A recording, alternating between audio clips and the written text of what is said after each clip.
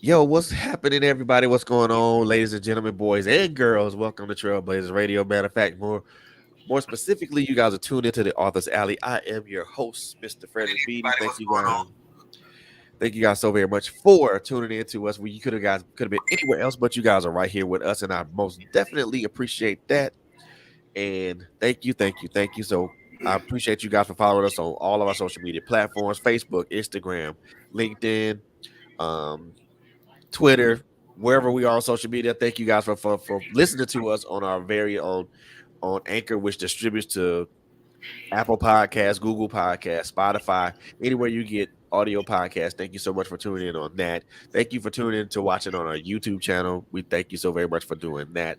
We just thank you all the way around, man. Because without you guys, without our viewers and listeners, we wouldn't be here. And we thank you guys so very much for that.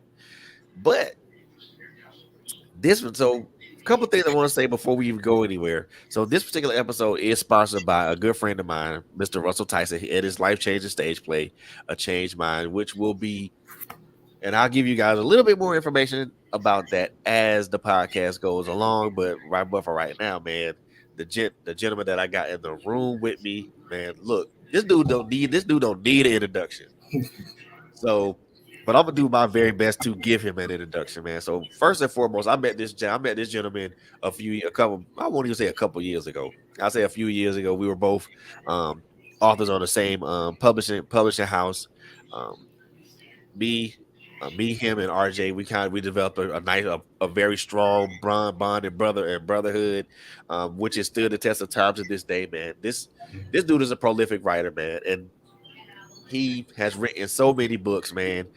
And I consider this guy a brother. I consider him a friend. I consider him a brother of the pen because not only does what he writes is prolific, but it also forces you to think.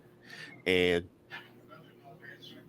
I'm very proud and I'm very honored to have him as a brother, man. So without any further ado, man, I'm the author of so many books, man. Blue Lives Murder, his brand new debut, The Streets Need a Body, Bitch, I Own You. Gosh, so many books he's got out, man. But those are ones that came right off the top of my head.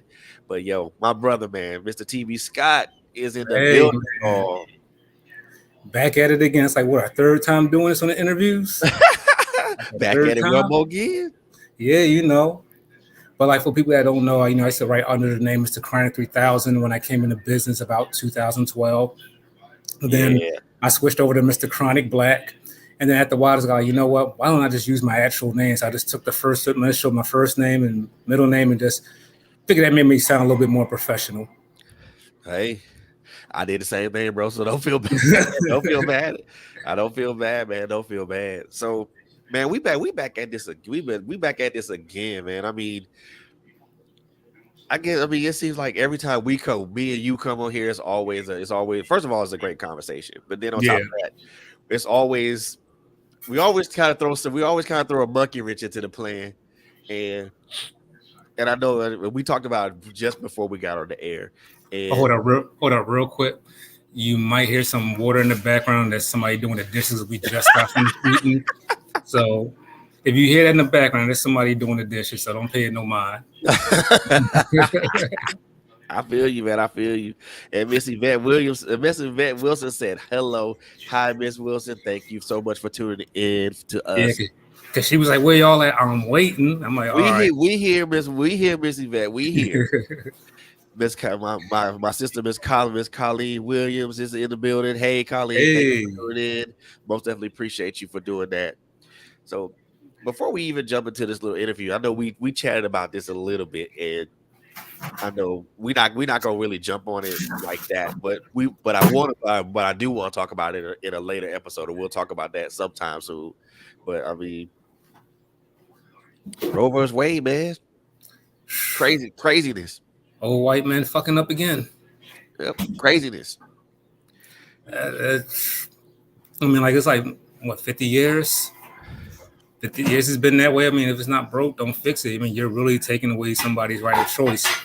Like I Yep. was saying earlier, I don't really want to get too heavy into it. I don't know how in this day and age, in this era where everyone's easily offended and stuff. I just think, for the most part, like I said, what if it's in a sexual assault, baby? You know what I mean? And Yeah. she does it. It was one thing before when she had a choice if she wanted to keep it, then that was her choice. But now you're like basically saying if she doesn't want to keep it, then she ain't got no choice. She still got to do it anyway. Yep. And the one thing that I think that is going to be very pervasive for is rape victims, Yeah, because now it's like you don't got a choice but to keep it, and it's like, and I know me and you think along the same lines when it comes to this. Most women would not want to keep a rapist child. yeah. I mean, there are some that will, but Yeah. but for some they might not. But Right. that should be their choice. Yeah. And you just took away something that was the most important thing to a woman as far as childbearing or reproductive rights. Do I want to keep a baby? Do I want to keep a child? Hmm. Like I said, and we're not gonna get into the nuts and bolts of that because we could probably be here for the majority of the evening talking about that, Yeah, amongst other things. But the main focus of why we here right now to talk about these books you got out, man. First of all, congratulations on um your book debuting. First of all, in the top 50 to yeah. initially, and now slowly but surely climbing up that ladder. So first of all, congratulations on that, man. I That's appreciate that. that is no mean feat. That is no mean feat at all. Yeah, man. I was like the first time it happened. I believe it was RJ. He put up a post, and I'm like, huh? I'm where? And then like my wife, she put it. Then she showed me something. I'm like, huh? So I'm like literally looking and looking like, yo, where are y'all seeing this at? She's like, no, you got to go in the bed. You got to go in the part that says new releases. So I'm looking at new releases. I'm like, oh shit, my shit really is there. I mean, that felt good because the last time I had a book on the bestsellers list was the Pastor's Community D. So I'm like still just grasping the whole concept that like, damn, you're really a best-selling author now. I mean, you're really a best-selling author.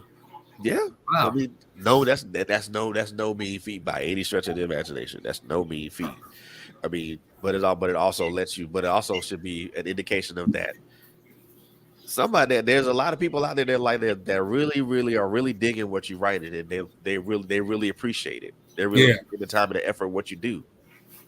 It's crazy. 'Cause I've always said like for the past 10 years, I mean, you've been in this business a while, Yeah. and it's not easy getting an audience. And I always felt like I'm known, but I think I'm more known for my Facebook post than my actual book. So to start having people actually know me for what I'm supposed to be known for, the books, is a lot. It's a great accomplishment. It's humbling. It's real humbling. Most definitely. I mean, and when I saw the post with RJ, like, wait a minute, he cracked the top 50 on a debut. Okay, what's up? That is what's up. And we both know that the urban lit field, the genre is so saturated with all kind of things, and I'm like, jeez. Yeah, But just to come in that top 50, bro, that's a feat. And again, congratulations on that, man. And then, like I said, you're slowly but surely climbing up that ladder.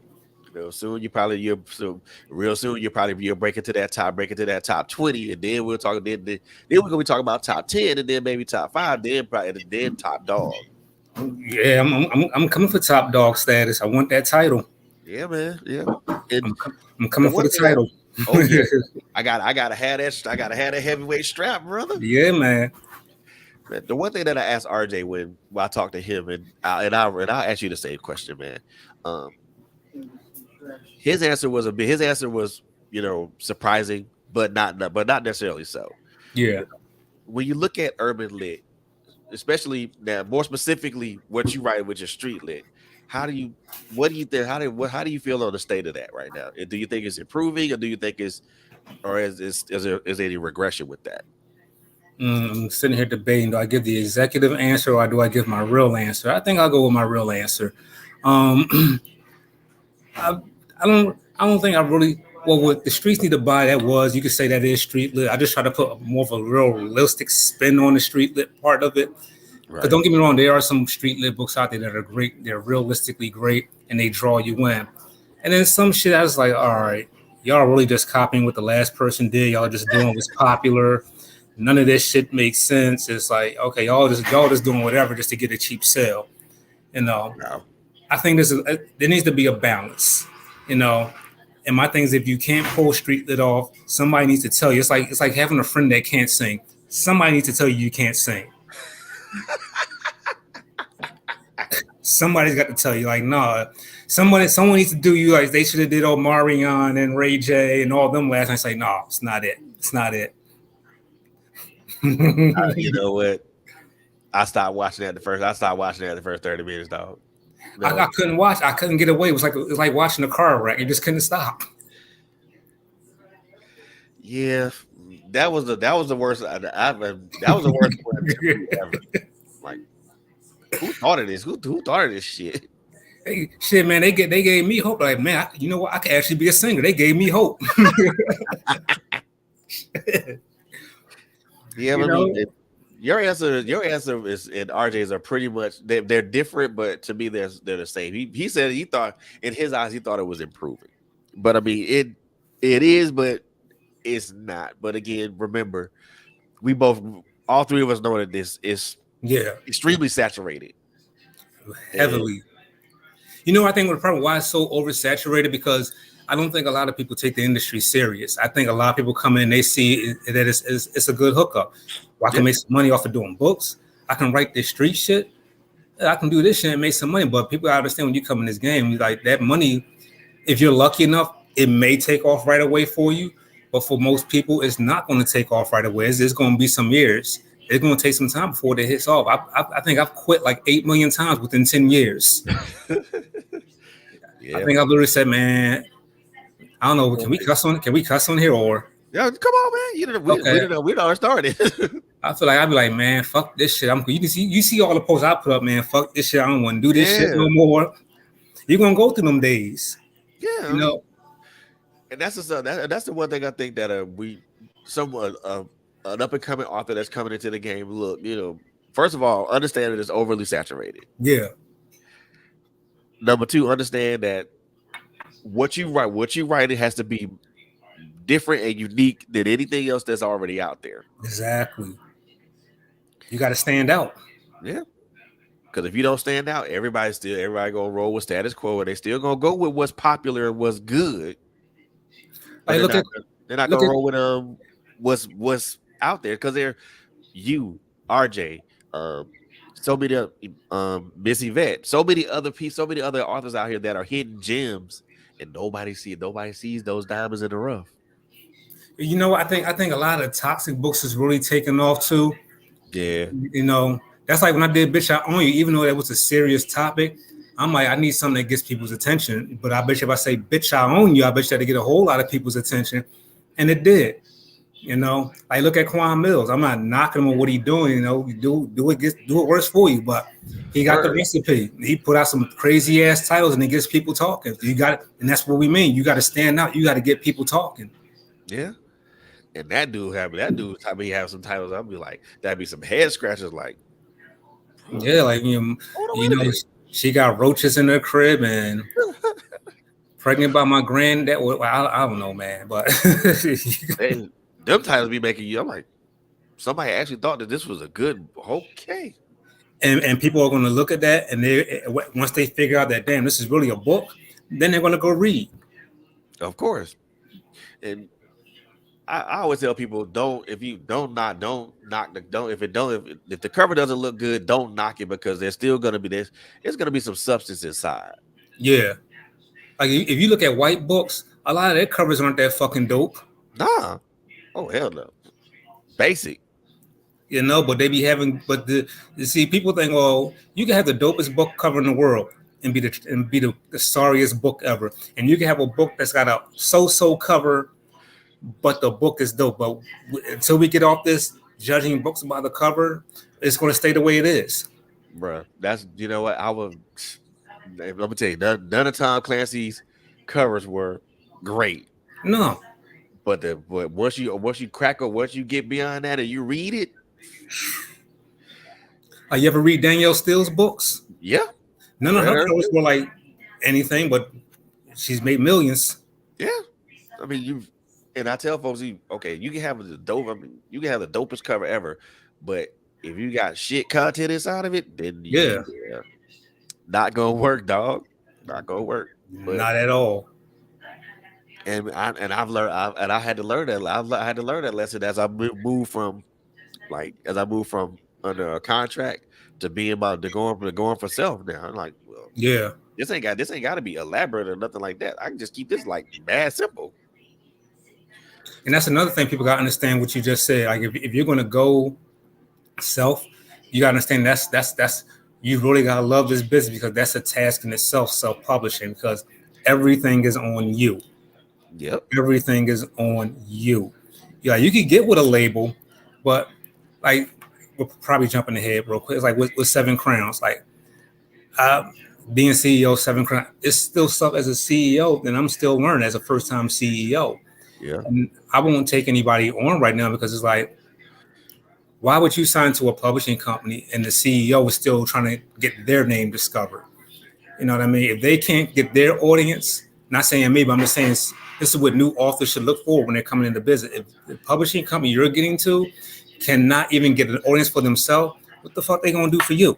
They're gonna put your book out there for 99 cents when Amazon's gonna eat it up like 65% of it, and then they're gonna take another half and you stuck with peanuts. I ain't doing that because, and like you said, it's as a self-published author, everything is now is strictly on you. You're absorbing all that cost. Mm-hmm. Publishing, um, if you got to pay for you, most definitely got to pay for an editor if you're not good at it yourself. Yeah, and even if you are good, you still need another pair of eyes. Yep, A you know, formatter. cover design. Exactly. You know, if you probably gonna have to have some form of marketing in place. Most definitely. And that's not going to be cheap. Nope. Then you got to have a plan, have a strategy and a plan for once this book releases, all the way up to the book's entire life cycle. Mm-hmm. You And know. then you got to figure out how long after the book comes out, how long am I going to continue to promote it? You know, what I mean, I say promote it all the way till you get ready to do the next book. Yep. But for some people that I know, their cycle of from one book to the next is like mad short. Oh my Like God. like wait a minute, you a 6 month cycle from one book to the next? You ain't even got a proper buzz for the first book you threw out yet. You know what it is? It's like I know it's a lot of things with music, movies, and books. It's that whole opening weekend thing. Everyone's concerned with opening numbers.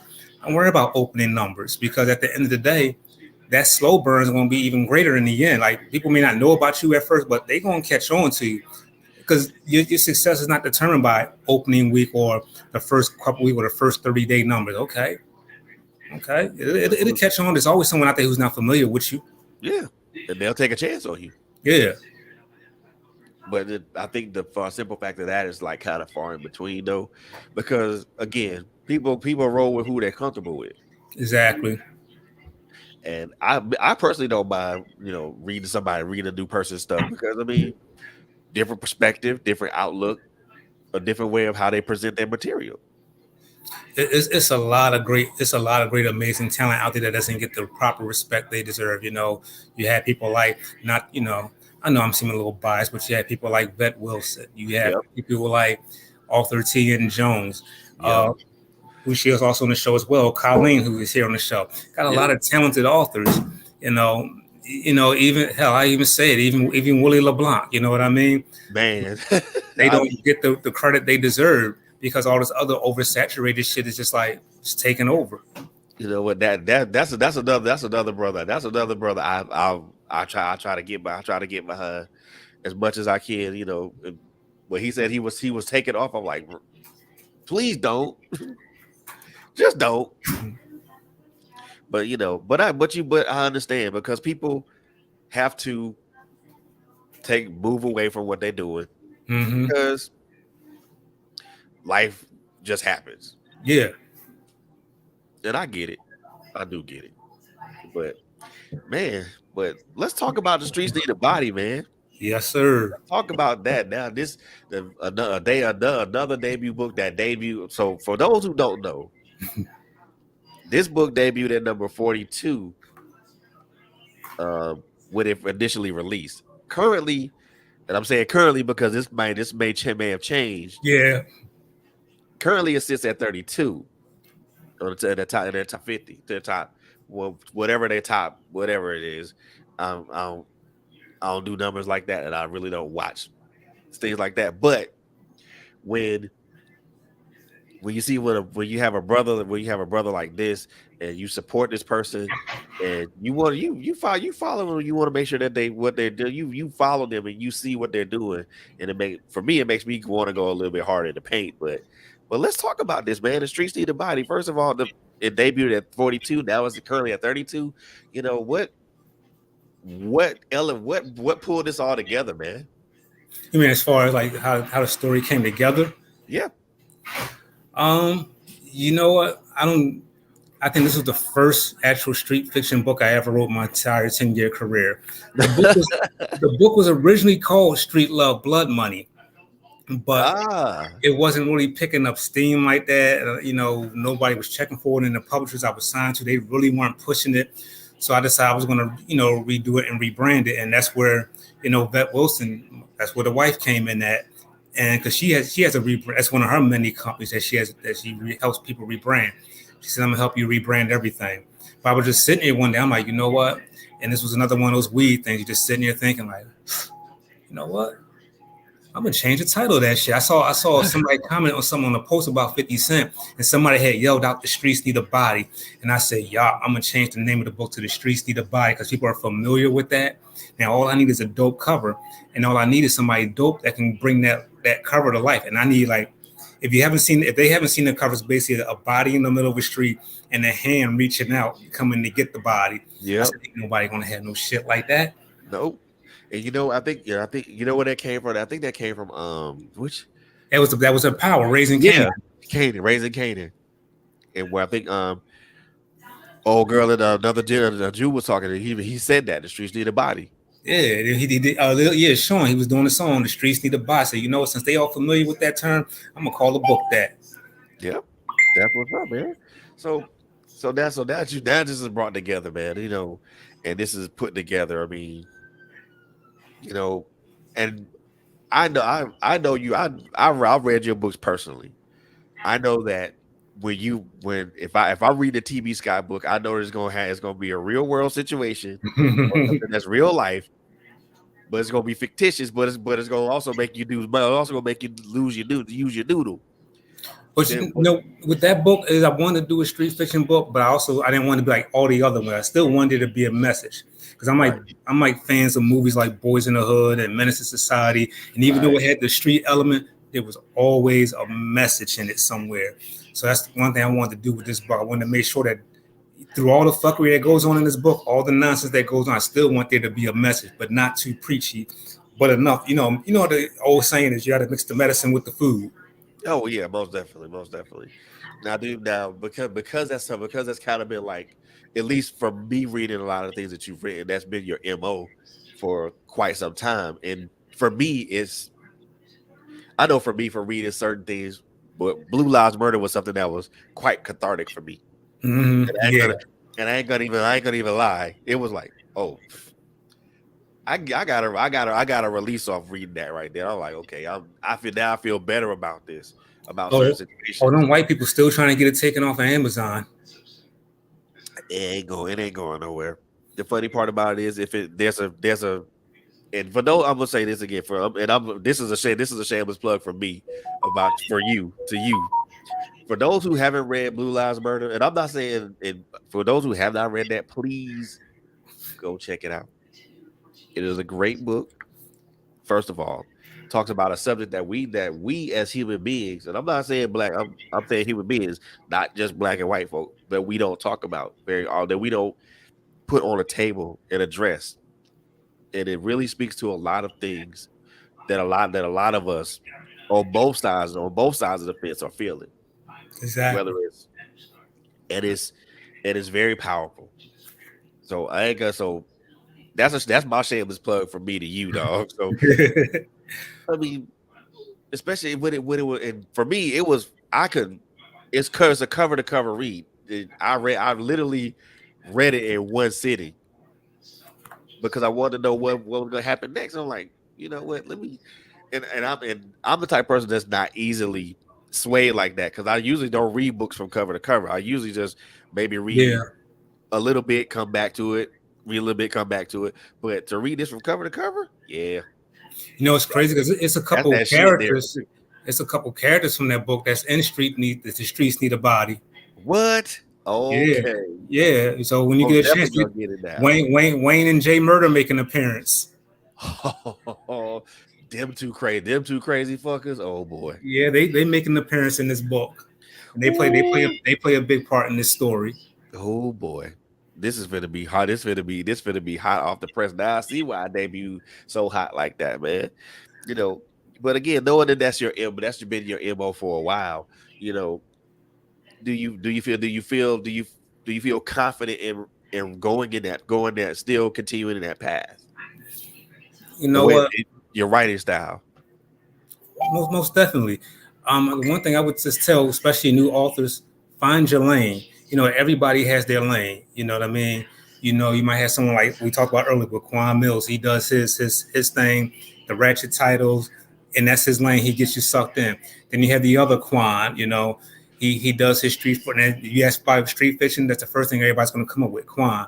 You know, you got to find your lane. My lane is just telling them real life reality stories, but making real life seem crazier than fiction. That's my lane. So you have to find your lane. Yep, that's what's up, man. And I love that, bro. I love that about you, bro, because no matter what you do, it's always you're always gonna be authentic. You always gonna be who you are, regardless of anything else. And it shows in your writing, you know. You know what they say, no matter where you go, there you are. Yes, indeed, it's Stevie, yes, sir. And Miss Khalid dropped a little gem in here. She said, "I love how you are always giving your wife props. She is my biggest inspiration. I've always admired you. You are dope. But how? But how? But let's see. Not But give up after 3 books. how do I give? How do I not give up after 3 books and no one knows who I am? Like you said, the cover is one thing, but the message is another. So how do I keep pushing forward? And what is your inspiration for doing so?" You just got to keep like 3 books. Just keep going. It's gonna be frustrating. I'm not even gonna bullshit you. It's gonna be frustrating. You're gonna have days that you really are gonna want to quit, but you got to find something to really engage readers into your books.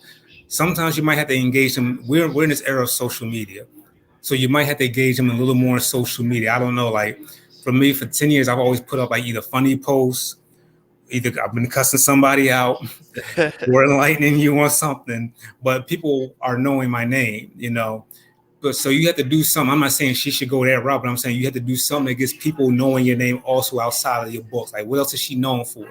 Maybe start going live more, doing more live videos, and like wherever you're at doing live, doing something crazy or just something that just gets people's attention. Because sometimes that draws them to your books too. So when you put the book out there, they're like, I didn't know you write, but I've been watching your live videos all the time. I never knew you wrote books. But it's going to take time and Yeah, get in these book groups too and start really promoting in the book groups. So yeah. And even to add to that, Colleen, we've talked about this a while. We talked about this a couple of times as well. It's the it's tempting to give up and say the mhm. hell with this. Yeah. Trust me, I've contemplated on more than one occasion. You know, when my now for me, it's you have more books out than I do. I have what three that I've written, and then another four that I've contributed to as a co-author. But I literally count what I've written, Yeah. not what I've contributed to. So it's easy because it's easy to try to give up, because especially when you feel that you're not finding your lane or finding your audience, or you feel like no one's really feeling your content or what you're writing on. And those are the times with me that I think, you know what, I'm still gonna write. I'm still gonna write this book. I'm still gonna write this Yeah. book of poetry. I'm still gonna write this novel. I'm still gonna write this art. I'm still gonna write this because someone out there is going to be like, gonna pick that book up and they're gonna be like, damn, She wrote something that was but that was bomb as hell, and I can relate to that. It takes one person You know what to get else? that wave going. You know what else too helps too? And then this is all I'm just waiting for before because I'm about to go back to doing this too.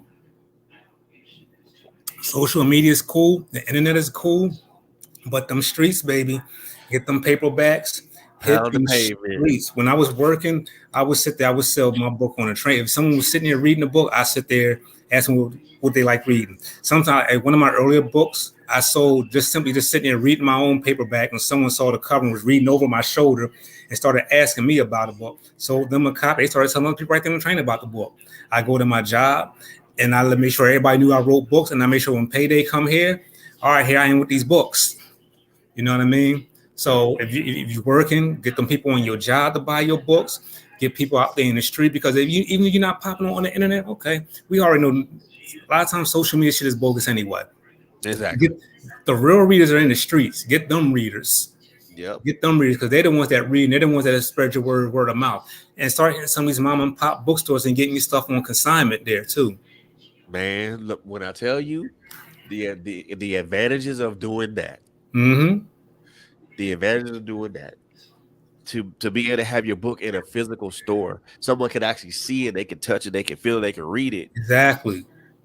And then on top of that, having just being somewhere. I mean, and people there, and I think a lot of people are looking at big box now, like Walmart. Talking, nah, I'm not thinking about that because big box isn't where it is. Exactly.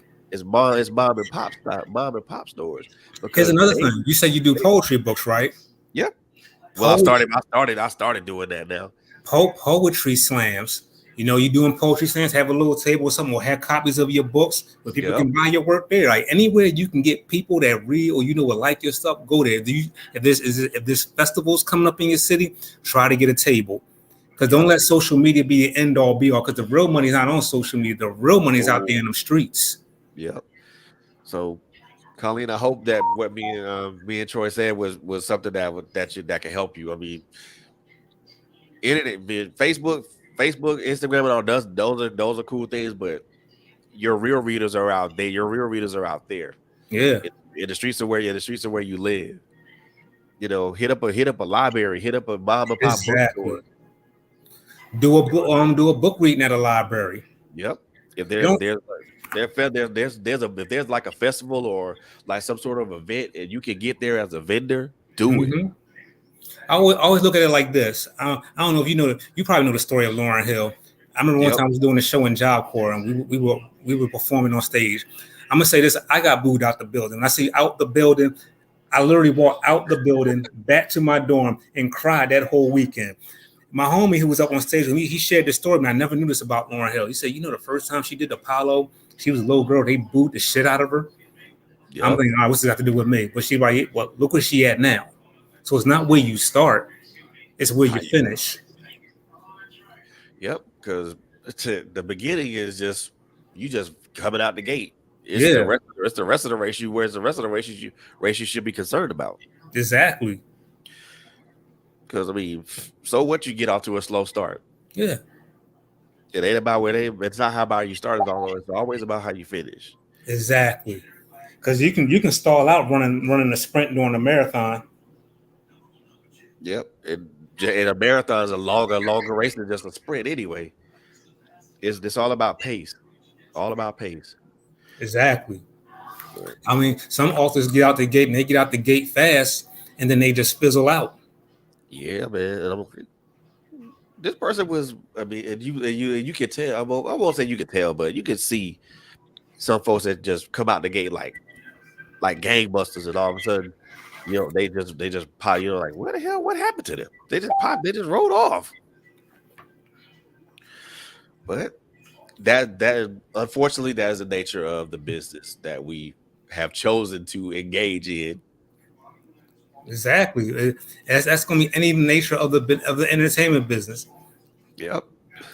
And, Look at actors. How many times have you seen an actor in a movie and you're like, man, I love this person's work, and then one day you just happen to be sitting there and you see some old work they did from like 6, 7 years, like, damn, like I didn't know they was in that. Yeah, they've been putting in work for a long time. Is you just never know what your breakout role, your breakout song, what your breakout book is going to be, you know. Yeah, But it'll come. yeah. So, Colleen, don't give up, don't give up on that pen, because I mean, if you're writing, if you're putting out stuff that you know can help somebody, or you know someone can read and they can relate to, Mm-hmm. do it. You know, hell, that's the simple fact that with me is, it don't you got to be an audience. Most of the time I just write for me anyway. Yeah, So I mean, if I'm writing for me and somebody reads it, someone can relate to it. I'm good. I'm exactly. good on that. I mean, some people find that difficult though, because they want the accolades and the adoration. Oh, trust me, I know. I wanted all that too, because it's easy to get caught up in like, damn. You be sitting there. You ever just sometimes look at certain authors, you be like, how the fuck is they honoring this person? They ain't nowhere as good as me. I'm 20 times better than Better them. than that. Yeah, But you don't want to come off sounding like a hater. But you know, deep down, you just like, how? You know? exactly. I'm like, I can do what he do better. I mean, shoot, my power level 9,000. What you mean? What you mean? I'm just as powerful as someone else is, You but know? But but people like you won't said like what they earlier, like. it goes back to folks standing, just recognizing where your lane is and just riding in it. Exactly. What works for others may not work for you, you know? Yep. Because I remember when I was first going through it, the first thing, this is the one thing, that was one of my biggest pet peeves. People will always be like, well, did you try this? Did you try that? Like, man, I done did all that shit. Then you run down how you did all that stuff they recommend, and no one has nothing to say. Of course. So that's when you got to Because find out, all right, what do I got to do? Like the first book that really got me noticed was when I was writing under the name Mr. Chronic Black, Seeds of the Devil. And I was in this book group called Real Nigga Radio back then. That's how I yeah, knew our publisher at Diamond Cut. But I yeah, digress. So and the whole purpose of that group was to support each other. And yep. so when the Season of the Devil came out, I'm like, damn, where's all the support? Ain't nobody supporting. I literally cussed everybody out in the group.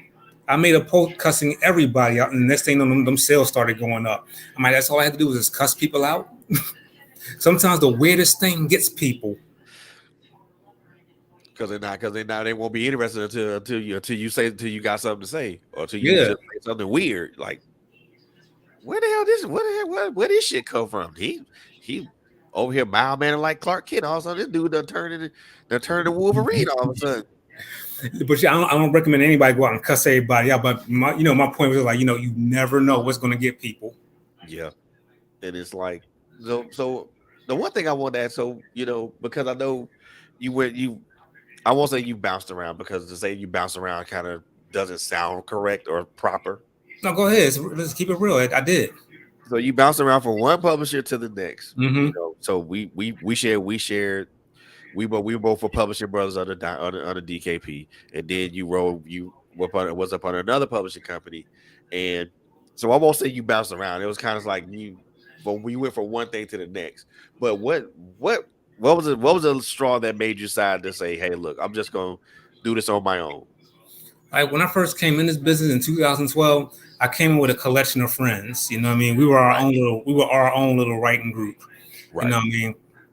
And we were all just self-publishing ourselves. I didn't know nothing about uploading books, so we had someone in the group that knew how to do all that. So I was self-publishing. And I think the first person I signed to, he was a company called Bad Apple. But the thing they all had in common was I just really didn't like how they was promoting me as an author. Right. And when you look at how other people are not promoting the way you feel like you should be treated, you're like, you know what? I'm just better off doing this shit by myself, man. It'll take longer, but you know what? It's better than sitting here wasting my time here on these labels that ain't going to do me no justice. I can just do this myself. Yep. So, I mean, and I think so. A lot of us get to that point where, geez, I could incur the headache, all the headaches that I didn't want by myself. But I mean, it'll be worth all the headaches in the end. Yeah, but this business is going to be a hate the minute you get in it. Oh, for sure, for sure. Gosh. So now you're out on your own. Mm-hmm. Now we progress. We progress to you put a couple books out on your own. You know And I know just from personally talking to you with bitch I own you, there were challenges, Yeah. and you overcame those challenges. Then so now bitch I own you was out, and to me I think that should have been to some critical acclaim as well, because again, a subject that we don't talk about as black folks, but we tend to tap dance around it, but don't necessarily address it. Hold up, real quick, cause someone just set me up. Okay, make a. All right, for Colleen, I'm gonna say this one last thing. I just got a request to tell you this. Make them see her through her work. Make them see you through your work. Yep. And I'm gonna throw that in here. Make if folks won't see you like that, make them see you through the words that you write and through your work, because Mm-hmm. your work will stand out and speak for you well before any words you say. Exactly. Well, yeah, So back to bitch. I own you. we know. So like I said, we spoke personally, we spoke privately, and there were challenges, Yeah. some obstacles that had to be overcome. You know, with a little help, help and some investigation and then some experimentation. Those obstacles were overcome. Bitch, I own you is out, came to critical acclaim.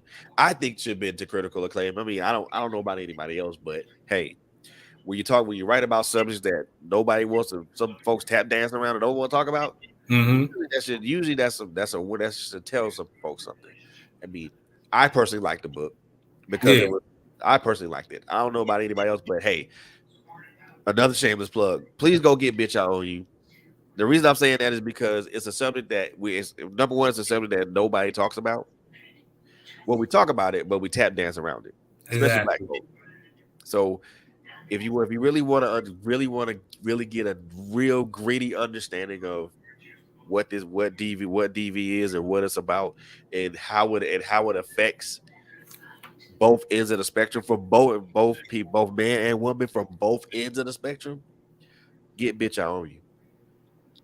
So that's out. That's out now. You're on a roll, and now you were trying to put some other things out. What some I guess I don't know whether you came across some technical issues or just maybe just waiting on the perfect timing Mm-hmm. and things of that. But now I see that you're on a roll. You got The Streets Need a Body. Um, you also what was it? You had another book that you put out, Yeah. chronicling your marriage. Dirty, the true story of a lion bitch. Yeah. Yeah. That lion motherfucker. So I gotta ask you this, man. What prompted you to kind of put that out? Was it just because it was just something you had to get off your chest, or was it just something that you really just wanted to write about to kind of just you give yourself that know, one last bit of release? it was a little bit of everything. I really wasn't going to do. I was just going to just leave it alone. But the thing is, like, people that I know in real life always keep asking, "Yo, whatever happened with you and so and so? What happened to you and so and so?" I'm like, you know what? I just write this shit in the book. So next time anybody asks me, "Here, go buy the book. It's all in the book." And then I also feel like, you know what? I could do this because you know what? I'll probably get clowned for some of the things I did in this book. Being some guys are probably in the probably think, "Oh, you did what? You let her do this and this and that." All right, well, fuck, it is what it is. But it was more so I got tired of people asking me about it, and I figured I might as well go ahead and tell a story because people also kept telling you author, why don't you tell about it in the book? So it kind of served as therapy too while I was writing it. But it had nothing to do with like some people thought I wrote the book I was broken or I was miserable. No, I sat on that story for like 8 years. We never really had plans to write it until I got tired of people asking me about it in real life. So Yep. that's where it really came about. And I knew I needed a good title. So I felt like she did me dirty. She was a lying bitch. So I knew that would catch people's attention. There you go. And the funny part about it is when people ask that, well, you were just doing that to be vindictive. No, no, ma'am, no, sir. I had already went through my healing process. Yeah. But it's crazy. It's like, would people say that? And I mentioned this at the end of that book, Dirty too. Would people? It's different because if a woman was to write about a man and say dirty, the true story of a trifling ass nigga, nobody would say she was being trifling. But the minute us as men start speaking our truth, we're bitter, we're hurt. Damn, boo, who hurt you? And all that. What's some of the other classes we get hit with? Who hurt you, or why you just being extra sensitive? I mean, probably the way you is, probably she didn't want to be, the classics we always get hit with as men. Because somewhere out there, there's I this didn't want to be with you no narrative. way. Yeah, because somewhere there's this narrative out there that we don't feel and we don't hurt either. They would be wrong. They would be wrong about that narrative. Yeah. Very wrong. But we both know where that comes from, Mm-hmm. and we both know the dysfunction that operates in. Because I'll be like, you know what, you can call me what you want, but I know what I am, so you can kill Exactly. that noise. But then so now that came out, and now now you rolling along, and now the streets need a body comes out.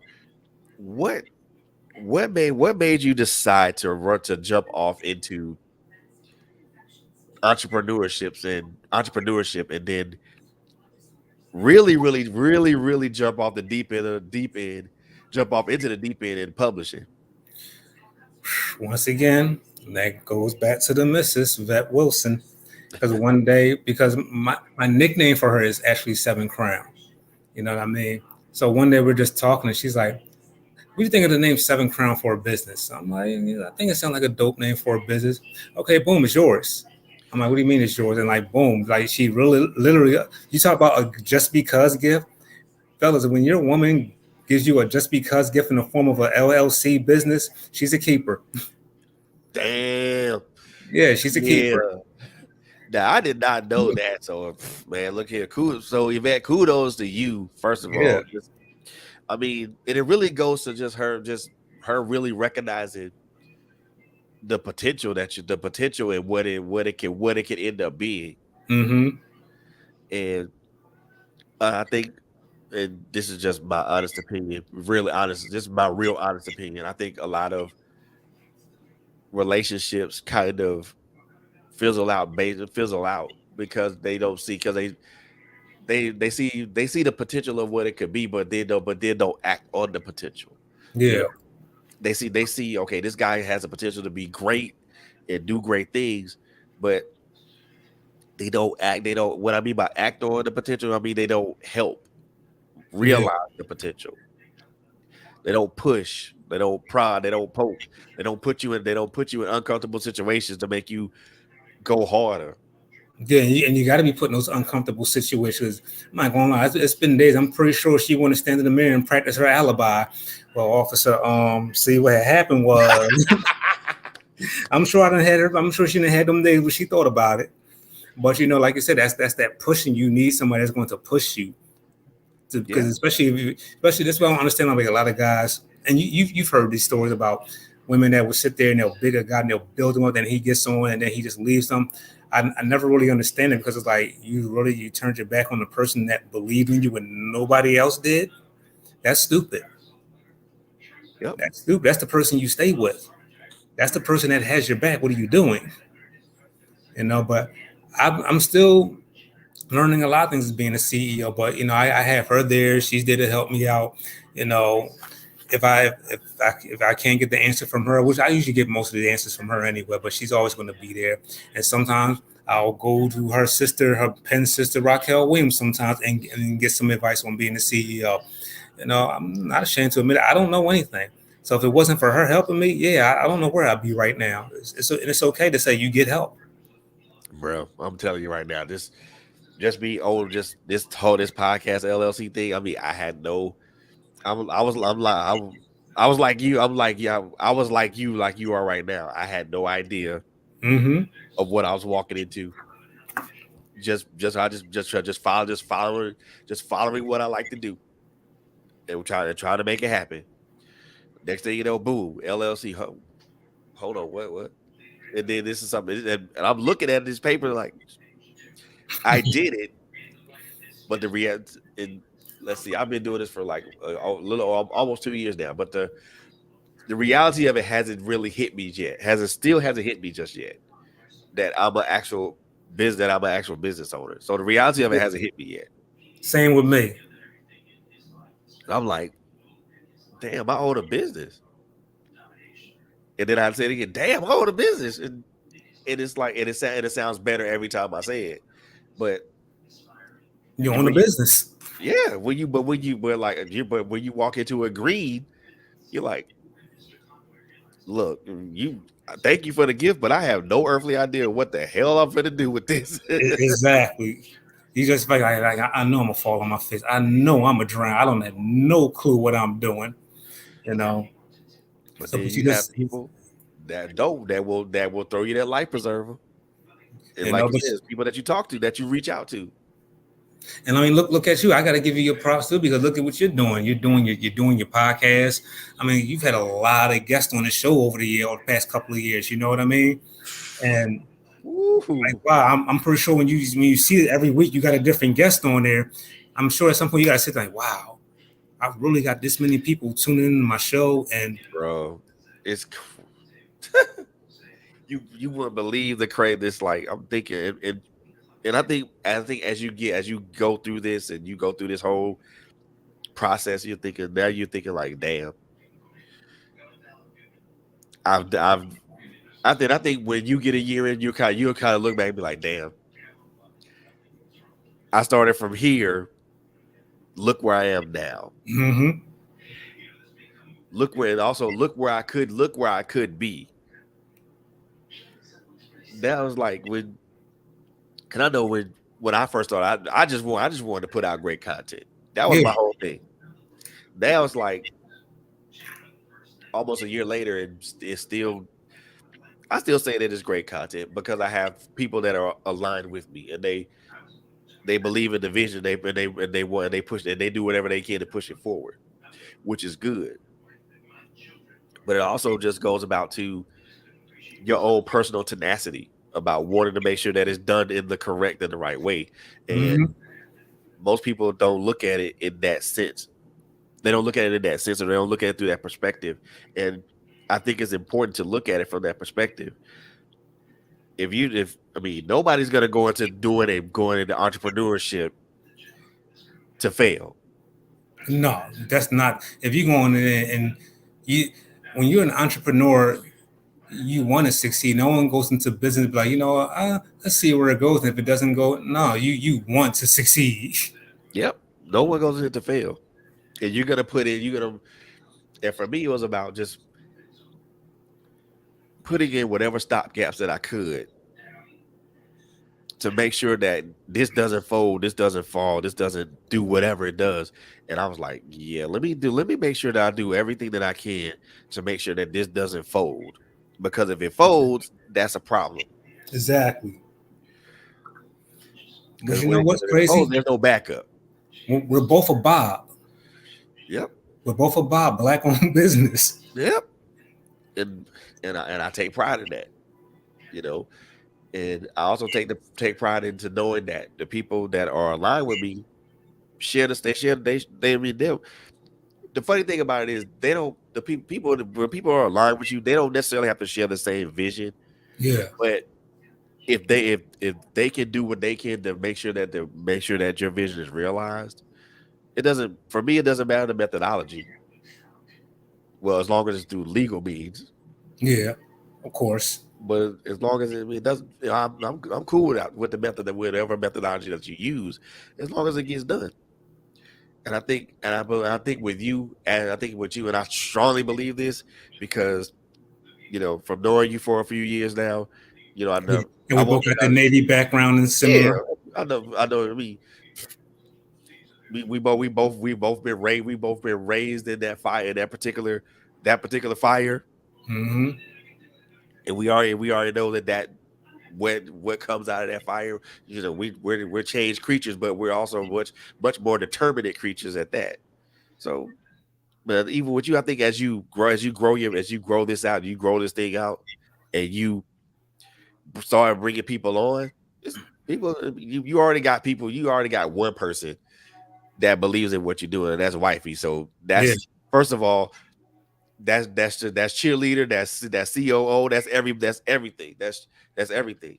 But then once you bring when other people come in that are like minded, just like you, and all they want to do is just number one, either put good content out, or number two, just be able to write good books and be up under a label that ain't gonna fuck them or not gonna make them not make them feel undermined. that's what that I think that's what a real thing. That's what a real when it's gonna really could kick in. Hmm. And I think for me that's been the challenge. Here's the other challenge because like I've had like a few people that I know that like they see that I got the label now, so they want to get on with it. I don't mind, but keep in mind I also know them too, so I already know who's yeah you want to get on here. I already know they're not going to put in the work, and that's the thing. Just because I'm doing my thing now as a publisher and I know you, don't mean I'm going to automatically put you on. Yeah. Especially if I already know you and I know your work ethic ain't that strong, or you don't like to put in the work. So I'm not going to do it all for you. Nah. And people think that this is first of all, take it from two people that's been doing this for a while. Mm-hmm. My brother Troy been doing it longer, been in the book game a little longer than I have, but I learned just from listening to him and RJ. This is not a ready-made process.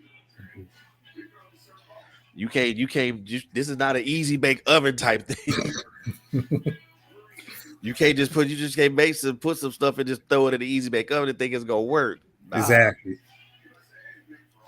It's more things, it's more ingredients you gotta put into that. You can't I mean quick and easy is something if like, you put the cake in the easy bake oven. Quick and easy is like maybe, if you go clean a toilet bowl or, do some other stuff. Some Publishing, writing, that's not quick and easy. hell no. A whole damn process with that. It's the same thing with the podcast game. I remember someone was talking about how the podcast game is, even with that, because that's a little oversaturated too. But you got to find ways to consistently stand out. You know what I mean? Bro, when I tell you that's why I'm glad I have the people that are aligned with me because they can in this and I think you'll start finding this out as your business grows that you have people that are going to be aligned with you that can scale Mm-hmm. to an ever changing environment, to an ever changing social and social and political, outlook or you know landscape. I'm so had that, and I'm happy to have those type of people aligned with me because those people can scale to that. And when you have people that can scale up or down, left or right, and in all the other directions that's in between those, it makes for a much better and much cohesive and much more fluid operation. Exactly. I mean, for me, as far as like dude, like because I do an audio thing and I literally write a script for that. Wow. See, Yeah, I didn't know that part about that. yeah. I mean, because if it's like a subject that I want to talk about, I literally because if it's mostly because audio is some people will just come off the cuff Yeah. with audio and video with like me and you right now. I prefer to be off the cuff like this because the conversation is much more fluid. Yeah. But if it's just straight audio, it is just me with a monologue. I write a script. I have to because I want to make sure I stay on point. And see, that's the thing people don't know about, like, certainly with the podcast, like, you just can't go out there. I say the thing we were talking about earlier with the Roe versus Wade. You're going to go out there and do some research on it. Do your homework on so you can. So, because the one thing you don't want to do is come out here with a podcast or a book or anything where you're putting information on people like, really, did you even research that? Because if you don't research it and you give the wrong thing, people are going to drag you. Oh yeah, they gonna pull you to the rug with that one. They will call you flat out. Mm-hmm. But see, the problem is people they see like what you're doing. I don't know what your numbers are, but people see what you're doing. They might look at what you're doing. Oh, y'all doing this and this good, good, good, good. They see the successful part, but you don't see the blisters and the bruises on the feet and the days of worrying and the paying dues are like, man, I don't know if this is ever going to work. They don't see those days. They just see the popping bottles and they see the successful part, but they don't see what it took all to get there. Yeah, and the same thing with like with you, because you came from. And I had to give you your props where they where credit's due and your kudos because you came from one end of the spectrum to the other end of the spectrum to now to the other end of the spectrum. It's a full circle thing because you came from here, got to the middle, had some technical difficulties, got Mm-hmm. it handled, but then you came around to the other end of the spectrum, and now it's like now you're like on the other side of the fence, and it's like damn, I could have been. I'm pretty sure you're thinking like, damn, I could have been here this whole time. Yeah, but you know what? When it's your turn, like they say, when it's your turn, man. You can't determine that. Just be ready for when it's your turn. Exactly. It makes sure you stay ready because that way you don't have to get Yeah, ready. right. Exactly. I mean, I'm the one thing that again, and I don't know if I said this to you the last time we talked, but the one thing that I admire about you is that the simple fact that you stay who you are, re- irre- regardless of anything.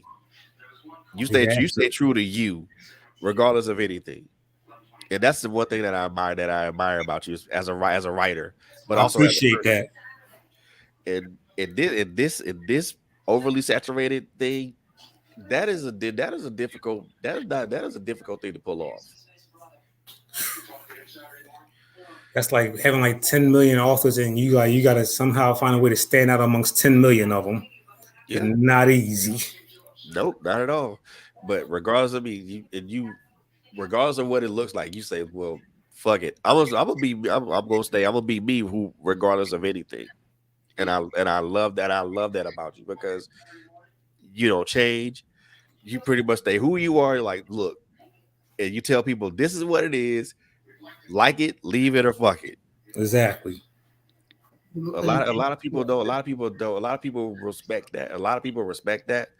But to the opposite end of the spectrum, a lot of people don't respect that. They look at it as like, well, you just being angry. Nah. And Mm-mm. I tell folks, nah, you don't know this brother like I know him. You don't know this dude like I know him. You don't you ain't been in the fire with him like I have. So you don't know him like I know him. If he's saying that, there's a reason behind him saying that. No, people don't understand. Like when you this is anything. Like you ask someone that may be doing comedy for you before they finally got their big brace or doing whatever it is they're doing. A lot of sacrificing. Yeah, it's been a lot of times I get mad because it's been days. I'll just keep it real. There's been days that I sat there stomach on A, like with no money coming in, no nothing, stomach growling. You're trying to find a way to make something pop off. So when people think you just spazzing out, no, I'm spazzing out for a reason because when Yeah. I know the talent's there. I know y'all see me, but can y'all know me for something other than these Facebook posts? If Facebook posts is Yeah. paying money, then I wouldn't care. But it Yep. ain't. But I'm doing these books, and y'all on my paper. Can y'all support these books? You know, and it gets frustrating. One time I said to myself, I said, you know what? I said I wouldn't have him if I just like wrote a real corny ass. I said, watch, I'll write a corny ass book one day. Watch that be the book that take off, and then everyone will never fuck with my shit again because it was that damn corny. Now I can't do that. That'd be fucking up my damn name. I'm just gonna keep doing what I do. Eventually, it'll catch on. Yeah. Yeah. Because and I was the word the name TB Scott carries a level of respect and also a level of excellence behind it. To do something like that would be like, geez, what kind of would just I think it would just disrespect a lot of I won't say disrespect, but it would kind of just be contradictory to what you stand for and what you write about. You have, Because you people look at me like that's what he wrote about. That's way to the left of who he is. it's like you ever watch the show The Wire? I've seen some of those episodes. Well, this is one episode where the guy Marlo and a couple of his boys they're in jail, and the guy Omar was putting Marlo's name out there in the street, and Omar got real mad. He was like, Omar saying my name is out here in the streets. He got real mad because he didn't like the way Omar was slandering his name. And he was like, my name is my name. And that's the same thing with this business or any business. Your name is your name. Your name is your reputation. When you log on to do your show, everything that happens on this show is under your name. Yep. So if something goes wrong, that's your name and your brand. If you decide to do a collab with another author, you got to make sure that author's on the same level as you because guess what? You're attaching your name to their product. And that's another thing with some of these publishing companies like, no, I'm not going to get down with some of these companies anymore or do some of these saying thought because some of these people, no, I'm attaching my name to this. You know what I mean? I can't have my name attached with bullshit. Exactly. I feel you on that, bro. I really do feel you on that. But yeah, I feel you. I do feel you on that, bro. I really do because that's badass important. It is. Yeah. That's your brand. This show, this is your brand. You know what I mean? You want to make Yep. sure nothing messes that brand up. At all, at all. But I do want to take a quick break, but when we come back, I do want to kind of give you a chance to say, be a little bit more elaborate of what Seven Crowns Publishing is and what you guys are looking to do. So Okay. we're gonna take a quick break, but we will be right back. But enjoy this commercial from my sister, Miss Bobby Melvin, the Uppity Negro Apparel. So check it out. What's it called? The uppity Negro apparel? Yep, What's that? Uh, I'm That's a finna clothing line? I'm finna play it for you if it'll play for me. Okay. I guess it won't play for me. Oh, there it is. It's up here. Is it? Yeah, is that it right there? Oh well, okay. Well, I guess it ain't gonna play. That's okay. We gonna do another video real quick. So this is gonna be my homeboy, Trash Tiller's thing. Oh, there it is, right there. Here we go, right here.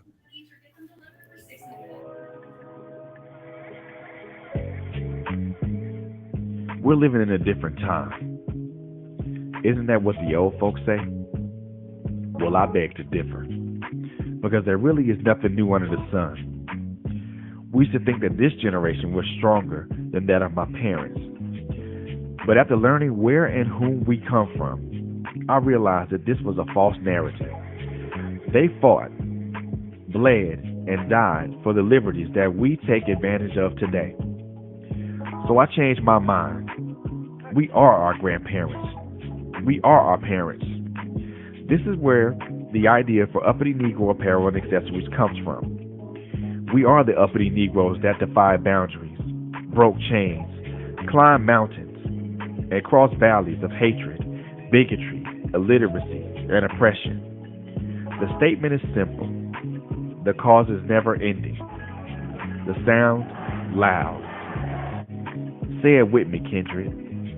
I am that uppity Negro. Yo, we are back. We are back. And the commercial you guys just saw was from my sister, Miss Barbara Melvin, her Uppity Negro Apparel. It is available on her website. So please go check that out, man. So I actually did the voiceover for that, Chief, Okay.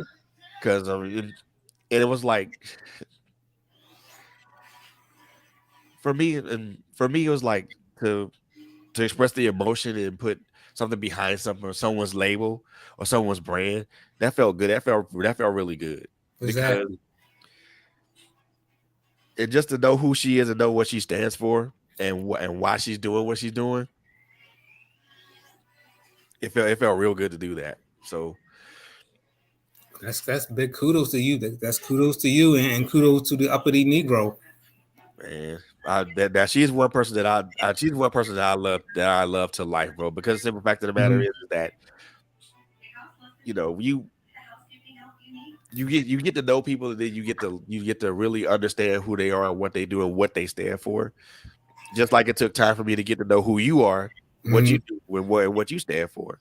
You know, and now and I figured it out kind of like after maybe the second or third year we had been cool, we had been chill with each other. Okay, this dude is way more intelligent beyond these Facebook posts that he's throwing out here. That's just some shit that's just some shit that probably throws some people who don't know him off. Yeah.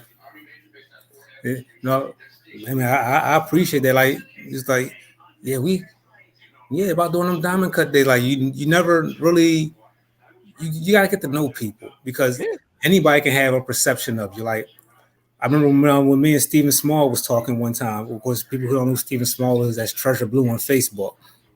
I remember one time we was talking, and I was like, and we both had a real honest moment with each other. I said, "Dog, I'm not even gonna lie. When I first met you, I ain't like you. I grew to like you, but when I first met you, I didn't like you at first, but I grew to like you." And he felt the same way about me. But you know what? As two grown men and two grown black men, we were able to have that discussion and just moving on from there. And I wish more black men could have these kind of discussions. Like, when I first met you, I wasn't really digging you, or when I first met you, I didn't get it with you, or I was there, but I didn't really get it. But now, black men need to have those conversations more. right. Oh yeah. And then I think when me and you started really talking is because we had a common experience, Yeah, the Navy. exactly. Not I mean we both swapped our war stories and stuff like that. It's I think that's what we as vets do anyway. We share a war story or two. But then, Once you see y'all got that military bond, especially the same branch, oh yeah, it's a done deal. It's a wrap, y'all brothers. oh yeah, just automatically, Yeah. automatically. So with seven crowns, and then what you got? Oh, and so yeah, we before we even talk about seven crowns, we got to talk about we got to talk about this thing you and so many other authors are doing over the summer, man. Mm, I see the covers of these books, bro. Those covers are fire. the summer series. So please elaborate. Tell people what's up with that. What's up with that? And first of all, what can they expect from each of these authors? Actually, I got asked to be a part of it. Wifey was telling me they had something that was going on with Raquel Williams Publishing. I was like, all right. She was like, she's gonna ask you soon. I'm like, all right, it's one of those things like, you think they're gonna ask you, they might ask you, but if it happens, it happens. If it doesn't, oh well, we really wasn't expecting to be asked. But so when they asked me to get down with it, and that's the whole thing going back to the whole name, like, all right, so Raquel's asked me to get down with this project with her and do this thing with them for the summer theme theories. I got to bring my A game. I got to step this up. I don't want her name looking bad. I definitely don't want mine, but this is my time to shine right now. Because let's face it, that RWP is a big name in the industry. You know what I mean? So to be asked to be a part of that, yeah, you got to bring your A game. It's like being on a track with Black Thought and Eminem. You got to bring your A game. But basically it's a summer series of summer. Some might be toxic love stories. They're just all relationship stories surrounded by everyone just picked a different city. Me being a Philly, everything I do is going to be Philly anyway. So I ended up with Philly, and you got one person that's doing one about their love, their Jersey love, their sugar daddy, and it's whatever the case. Like it's just a whole bunch of summer shit that we're going to come out with this summer. Wow. And I think I don't know all the authors that's on it. I don't know them personally, but I've read some of their work, and if their summer series is anything like their previous work, oh yeah, then you're going to be in for a treat. You're going to be in for a good, toxic, ratchet, enlightening good time. Man. Yeah, I think everybody likes a ratchet read every once in a while. That's everyone. I'll pick up one Yeah, every once in a while. that's everyone's guilty pleasure. You got to read some kind of, you know, it's a guilty pleasure. Oh yeah, so you gotta read some ratchet shit every once in a while. Yeah. But yeah, man, that I'm now I don't now I'm looking forward to that because like I said, I know you and Vet are contributing to that. And I most Hmm. definitely want to check. Well, most definitely want to check that out. And I want people out and people who are interested into not only uh, my brother here, TB, or Vet Wilson, but there's some other great authors that are going to be in the summer series. So please, Yeah, I can shout them out. Raquel Williams, Nicole Ward, Andrea Cunningham, a new author to RWP, A.K. Brooks, Deidre Lachey. I think that's everybody. I might be missing some. If I am, forgive me. It's the memory. But yeah. wow. And now are these going to be dropped? They're all going to be dropping on separate dates, or they're all going to come to drop together? All I know is they're coming out in August. I don't know how that's going to go. They're all dropping. I don't think they're all going to drop at once in August. I think everybody's going to have like their own separate dates. But like I said, then again, don't quote me. I'm not exactly sure. I just know August is the time that they're all going to come out. Wow, you said it's from RWP Publishing. Wow. Yeah. So all right, y'all. So y'all heard it from this. Y'all heard it from him. So watch out for that summer series that's going to be popping off in August from RWP Publishing. So y'all keep your ears out for that one. Keep your ears and your eyes open for that one. But, Oh, and plug another one because then you have bossette behavior. That she has her things coming out, and also what's even more crazy. She has her daughter. She kept it in the family. Her daughter has a book coming out under bossette. You know what I mean? So that's coming soon. If you follow her on her page, you'll see her daughter has her book coming out too. So they're keeping that all in the family too. So that's coming out under bossette as well. wow. Well, there's a lot of things coming out, so keep your ears, keep your eyes and ears on the ground for that one. But but 7 crowns. So what? So the one thing that I want to ask, because now that this is really a thing now. Hmm. What's the overall or overarching goal for seven crowns publishing? To be just like to be up there, just like any of the other top labels. Of course, you want to be up there at the top. You want to be a well-respected label. It's going to take some time though, because I'm still getting my feet wet, and I'm still really just finding my niche as an author right now. You know, but at the same time, I want Seven Crown to be up there with the likes of say a Triple Crown or a Raquel Williams Publishing or was T Styles Company Cartel Publishing. I wanted to be one of those that you always talk about. You remember that when you go down 10, 15 years, you're like, wow, remember some of the great publishing companies. I want Seven Crown to be mentioned in that. It's like when you think Oh, back to 2000 hip hop, Cash Money, No Limit, Def Jam, Bad yeah. Boy. I want Seven Crown to be mentioned in that same note with these other labels. And it can be done. It's going to take some work, but I think it can be done. I mean, and it most definitely can be. I mean, you first of all, you have a great base with you. You have a great base to start off with. Mm-hmm. Start off with. So now for you for 7 crowns publishing down the line, um, do you see yourself collaborating with other publishing companies, maybe with try to do maybe a project or two, or do you just kind of want to just be like a entity that's really just concentrated on putting out great books with great authors besides you with great authors? I think right now, even with this summer series right now, I think that's kind of a collaboration. I mean, even though it's under the RWP banner, I still kind of like, RWP and your wifey's boss set and then my Seven Crown. I think it's all like a collaboration. Even though we're all doing our own separate books, I still look at that as a collaboration. But I wouldn't mind collaborating with other companies on some stuff. But this is a business. It's 90% shows, 10% shows, 90% business. So if the business is there, then we can do it. As far as like taking on any new talent right now, that's going to come in time. Like I said, I'm not going to bring nobody on right now, and I'm still trying to figure out myself, who I am, as in, okay, summer series from RW Publishing coming in August. Keep your eyes and ears on the ground for this release. Gotcha. But Gotta make sure I plug it, bro. you good. And so no, but like as far as with talent, I'm still like getting my feet wet in that area right now. So it's going to come a time, probably like another year or so, before I really can do that. Because people started coming out the woodworks. Are you taking? No, I'm not taking nobody right now.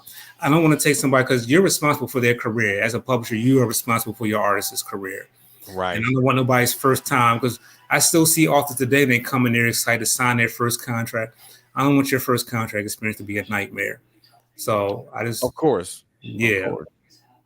I mean, I feel you on that, brother. I do because you really want to just concentrate on who you are, and kind of make sure that your name gets out there, what it gets out there before you bring anybody else on. And Exactly.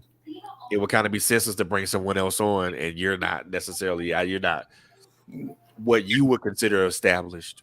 Because my name ain't even popping. How can I get yours popping? Oh yeah, man, for sure. I mean, if people look at that and like, well, how you helping this person, but you ain't on like that. Exactly. And I think that should be a little hint for a lot of ebook publishers who know their name ain't popping. Just stop. Work on you right now. Stop signing talent. Just stop signing talent. Work on you. Work on you. Work on you. I don't think There's I no don't no shade to anybody, but if the shoe fits, make sure you double knot it. see. See. Apparently somebody didn't kind of get somebody didn't get the message, but let's make sure. I Yeah. want to make sure that they do. Yeah, we're just gonna keep things silent. Well, that's true. So yeah, best to keep it quiet like that because Yeah. I will out nobody here. But yeah, I mean, but that is true. If your publisher can't even get you on, how can you expect to really? Because that was the problem I was always having. Like I said, with the Streets Need the Body, it was originally Street Love Blood Money, but none of the publishers were really promoting it. And if they were, it was kind of like when I the first time I saw it, I was like, okay, looking forward to this right here. But then then like over the period of time, nothing. I'm like, Cause I just got frustrated. I'm like, I'm promoting it, but they not even promoting it. And I was like, you know what? The hell, I ain't promoting this no more. I just got tired of it. And that's another thing with collaborations. We didn't really touch on collaborations. That's another reason why I don't do collaboration. Because if we're gonna, the way I like to work, if we're gonna collaborate on a book, say what's today, Friday, and I write something today and I hand it to you by the day tomorrow, I don't want to have to wait to almost 3 weeks for you to give me your part, your next part, and then it's like I'm reading it like, did you follow anything I just wrote? None of what you just wrote aligns with anything I just said in this chapter. And then when it comes time for the book to come out, then it's like you're promoting the book more than they are. It's like, all right, why did we do this collaboration again? I'm doing all the promoting. So when it comes to collaborations, like on books, I'm good on that for a while. collaborations are difficult endeavors to do. They Yeah, are, because especially when it's like it's just you're yeah, I like them and then I don't like them. yeah, And for various reasons. I mean, I like them because of the simple fact there's different thought processes and different people that say something differently, about a subject matter. But then I don't like them because they're time intensive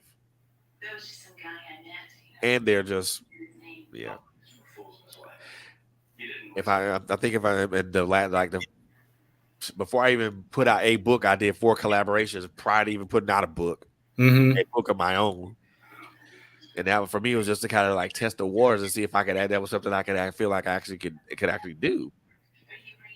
So like, okay, I can do this. So let me just put something out full fledged now. Yeah, I think if I do another collaboration with someone, I mean, I take that back.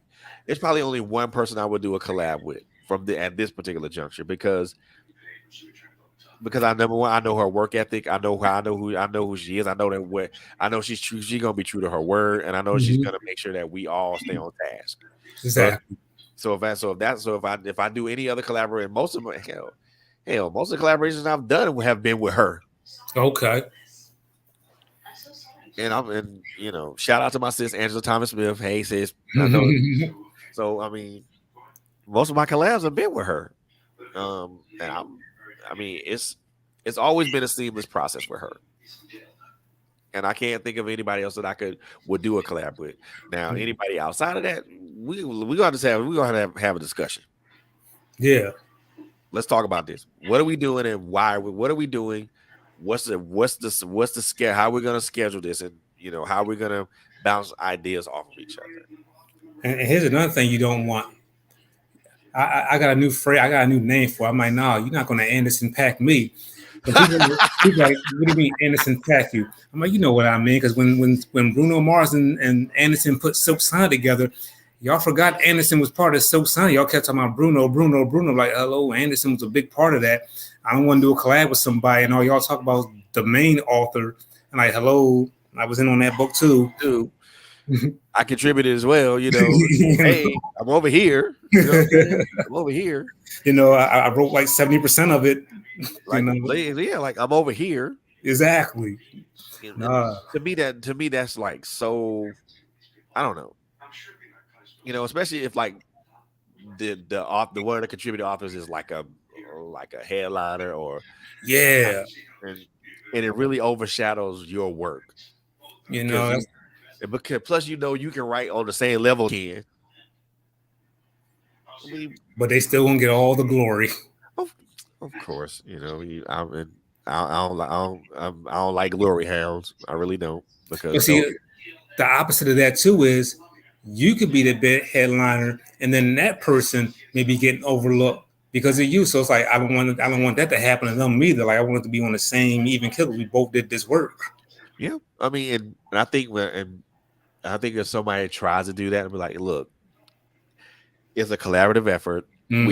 We all put in the same amount of work. We all put in the same amount of time. We all put in the same amount of effort. So if one person is going to take credit, give everybody credit. Exactly. Because everybody put it 100%. It should be 100% credit given to everybody around. Unfortunately, we both know it does not operate that way. Unfortunately. That's why that's why I keep my collaboration choices narrowed down to Exactly. just one, and she's the only person I'll work with. Anybody. And this is no disrespect to anybody else that I would like to work with. It's no Hmm. disrespect to them, but I'm used to working with a certain person who works in a certain way. Yeah, you're comfortable with them. Yeah. Not to say that they won't emulate that or copy that or anything of that nature, but I'm used to this person working a certain way. And if especially if it's a collaboration, if it's done something anything that's done outside of that, that's disruptive to me. Hmm. And I'm like, ugh, I don't want to do that. So I think if I do another collaboration anytime soon, it'll probably be with the missus. right, right. That's probably the only collaboration I do anytime soon. I want to see how that's gonna ride out, man. Two powerhouses coming together. That's like, Yeah, we're gonna go for that other married couple. We're gonna take their title. that's like Goku and Vegeta fighting in the same ring together. Or better yet, that wait a minute, that's like Goku and Vegeta fusing and fighting Broly. That's Dragon Ball. Yep.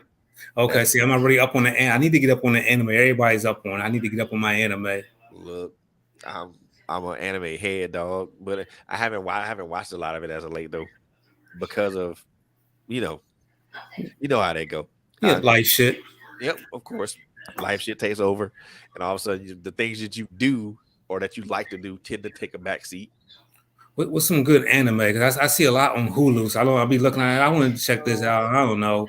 Somebody recommend me some good anime. You know what? Fire Force is pretty good. A little slow, takes a little bit. It's a little slow. Okay. Demon Slayer is pretty good, but I'll say start from season one. Season two is out now, but start from season one. Um, I'm not gonna go with now. I'm not gonna say Naruto or Dragon DBZ or none of that stuff because that's established stuff. People know those already. Yeah. Um, so These one that ones you naming there on Hulu? um Or those may be on Hulu. okay. Now it's one that I watched on Verver, but which is literally Crunchyroll light. Um, so this one anime called Jujutsu Kaisen. Okay. That's pretty damn good. Regard and for me as far as anime is concerned, it doesn't matter whether it's sub or dub. It's fine either way because as long as if they can speak Japanese, as long as them English subtitles are down there, I'm cool with that. You know what's crazy? Like back in the day, like when anime, because anime had been out for a while. And it's like back in like the 90s. I remember we used to sit around, we used to be sitting around just smoking, getting high, whatever. And someone would put some anime on and the subtitles would be on. I don't know what be going on. Even if they weren't no subtitles, we just make up our own shit or whatever it is they're doing. But it would be it just catch your attention. You just be so caught up into it. Yeah, Especially when they had like the little moments with the music playing in the background, and it was always something going on. I miss that about anime. yeah. I mean, there is some good ones out there, man. It's all. I mean, people. It's like I know for me, I'm more of a. I'm kind of more of the older Hmm. type, So I'm more of the Cowboy Bebop, um, and some of the older ones. But a lot of the newer ones that's out right now are pretty damn good. And some of the artwork, some of the art style and artwork on some of these are mind blowing. And I'm like, Jesus, I didn't even think someone could draw like that. So, but for me, but see, I know for me, anime is cool, but I'm more of a manga head. So, What's so I'm that? more Japanese comics. Okay, So a lot of anime that you see are literally based upon Japanese comics. Um, so Bleach is based upon a manga that was started long time a while back. Kite Kubo Sensei Kubo Kama Sama, and so I mean, and like I said, Dragon Ball Z was started by Akira Toriyama way in the late 90s. wow. See, I ain't know the names of none of them back then. I just knew someone had just put them on. We'd just be sitting there watching, like, wow, this is kind of dope. the majority of anime that you see now has some of it. Most of it is based on a manga of the same name. Okay. So, and a lot of people look at him. It's kind of like I compare. I won't. Well, this is kind of an unfair comparison, but I'll use it anyway. It's kind of like like the Marvel movies. You know what I'm saying? Yeah, Marvel and DC. Yeah, but there are differences. Yeah, There are used to differences be in into that. there are differences in the universes because you can tell. And for me, I am a person that believes in, if you're gonna do like movies based upon a certain character, Hmm. I truly believe that you should stay within established canon. Yeah, So, with I mean, kudos to the Avengers movies, albeit them I haven't seen. being I long haven't as seen out hell. one of them. They're long as hell. Yeah, I haven't seen out one Avengers movie. I just can't get into the live action movies of these things that like even with like I think the last one I saw was of course Black Panther. Before that, like the old X-Men, and then my favorite one, the Ghost Rider. But after that, I was like, I really can't get into these live adaptations of these comic books that I love because it just doesn't have the same No, because they number one, they don't follow the established canon of who the character is, and because we read comic books, we know what the Yeah. established canon is. See, we old school. We come back from when comic books was comic books. Yeah, I mean, bruh, let me tell you, I go way back to I can tell you, I go way back to let's see, hell, what's the name of that comic book company that was out prior to with Marvel, Wildstorm Comics, when they had Wildcats. So I can tell you, I go back there. Mhm. I can take it back there, but also when Jim Lee was writing and drawing um that particular comic, go back to the Age of Apocalypse when what's that guy named Joe Mad was actually drawing. That's the first time I ever seen an Mhm. anime style artwork in American comic books, and I was like, this looks pretty damn good. So Comic books used to be a real. I mean, I'm sure they're still big now, but like back when Aaron we was coming up, they were really big. Them, sports trading cards and all that with the stick of bubble gum that used to come with them. And man, look here, comic book.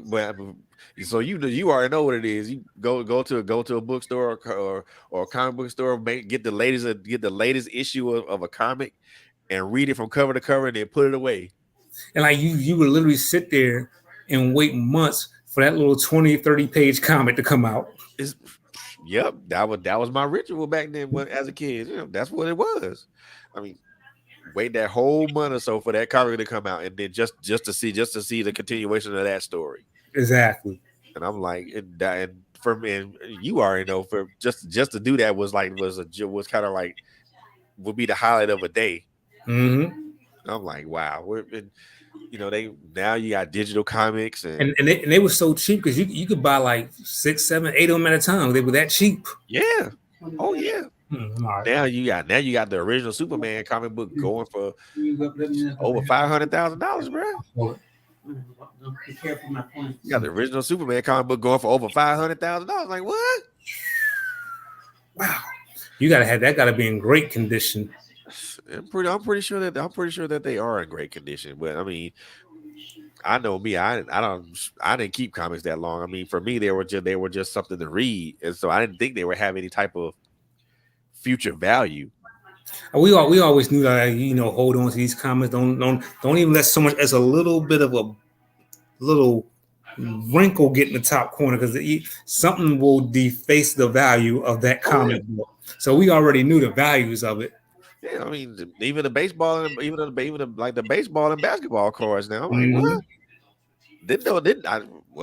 Didn't know that was good. That was that much. I forgot how much they said Tom Brady's rookie card just sold for. Probably a whole bunch of money. Yeah. First, I was shocked, like, wow, people still collect trading cards. You'd be surprised. You'd be surprised. I got a friend of mine right now that still collects Topps baseball cards. Damn, Top still doing that? Yeah. Does the gum still come with it? Nah. Unfortunately.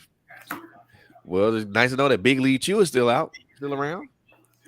Oh man, hell, I can't talk. I still watch wrestling. You and me both. And then, well, that's fake. I don't care. It's entertainment.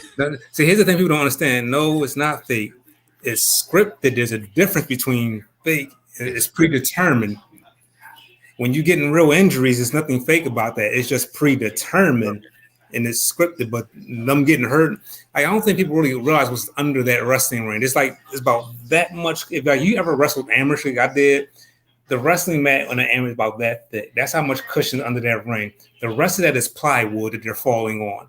Ooh, Lord. Yeah, falling on plywood 300 something days out of the year is not a good feeling. Sure. Man, look here. But I see, I don't watch WWE as much now. I'm more into AEW now. Oh, yeah. Oh, hell yeah. Boy. WWE, AEW is lit, dog. they got a pay-per-view coming this Sunday, The Forbidden Door. Oh, yeah. With them in New Japan. AEW is lit. And I mean, I watched maybe a couple of episodes of New Japan Wrestling just to kind of see what it was about. Even I'm like, damn, this is gonna be off the chain. Yeah, because WWE just got way too cartoonish. Commercialized. That too. We already know who's gonna win the championship. We know Roman Reigns was gonna beat Riddle. Come on now. Or you know your boy Vince got some new legal troubles. You didn't hear? What more legal trouble could he possibly get himself into?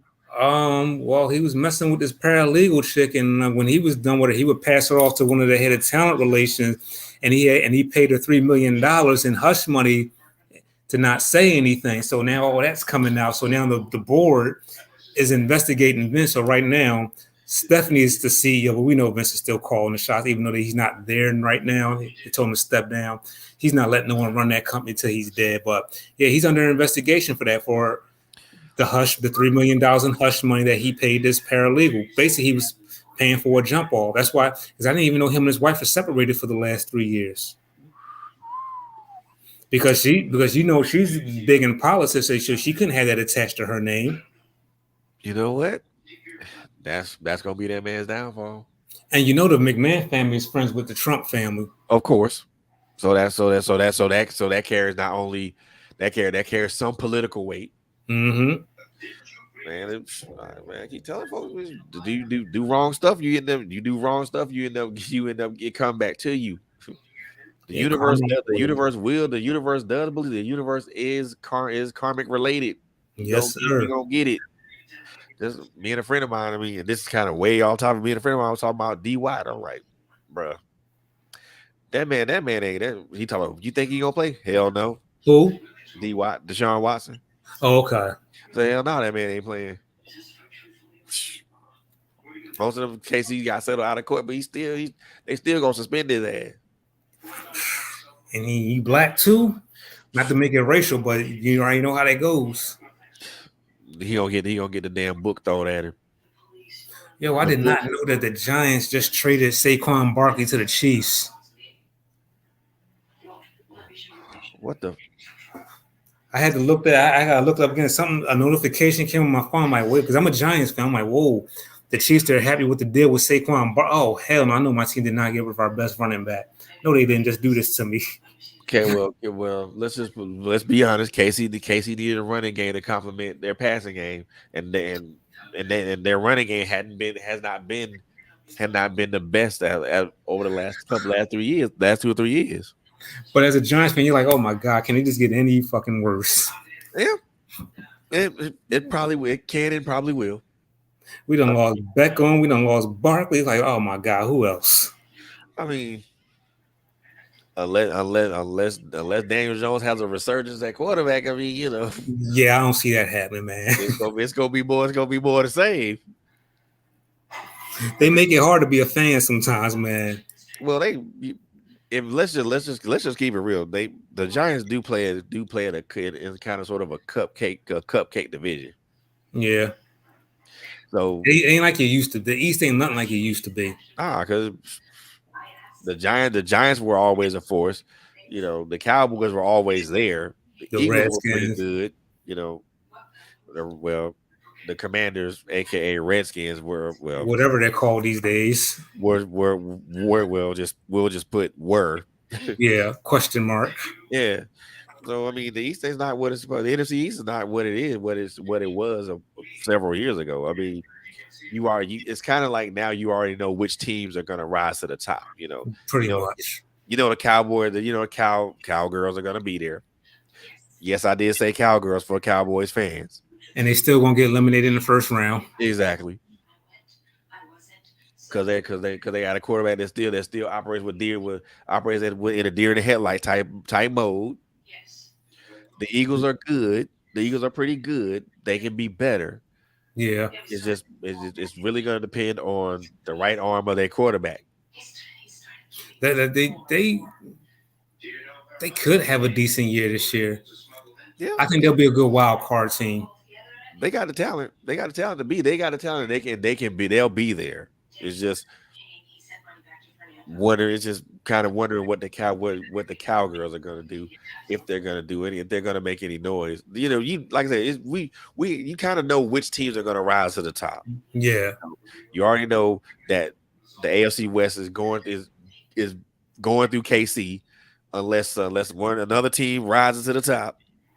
The AFC North is kind of like, to me, up for grabs. AFC East is kind of like, we are in the Buffalo's gonna be the cream of the crop, because that's just who they are. NFC South, I mean, hell, I think this will be the first year we get to see what Pittsburgh does without Ben. I think they'll be okay, but just I don't know. They still got Mason Rudolph, but then they also got Mitch Trubisky, which is not a bad pickup. However, he started in Chicago. He wasn't bad, but he wasn't exactly good either.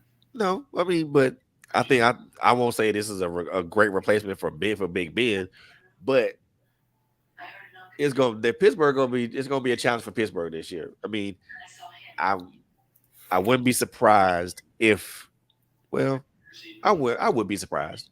No, I wouldn't be surprised if they get over 500.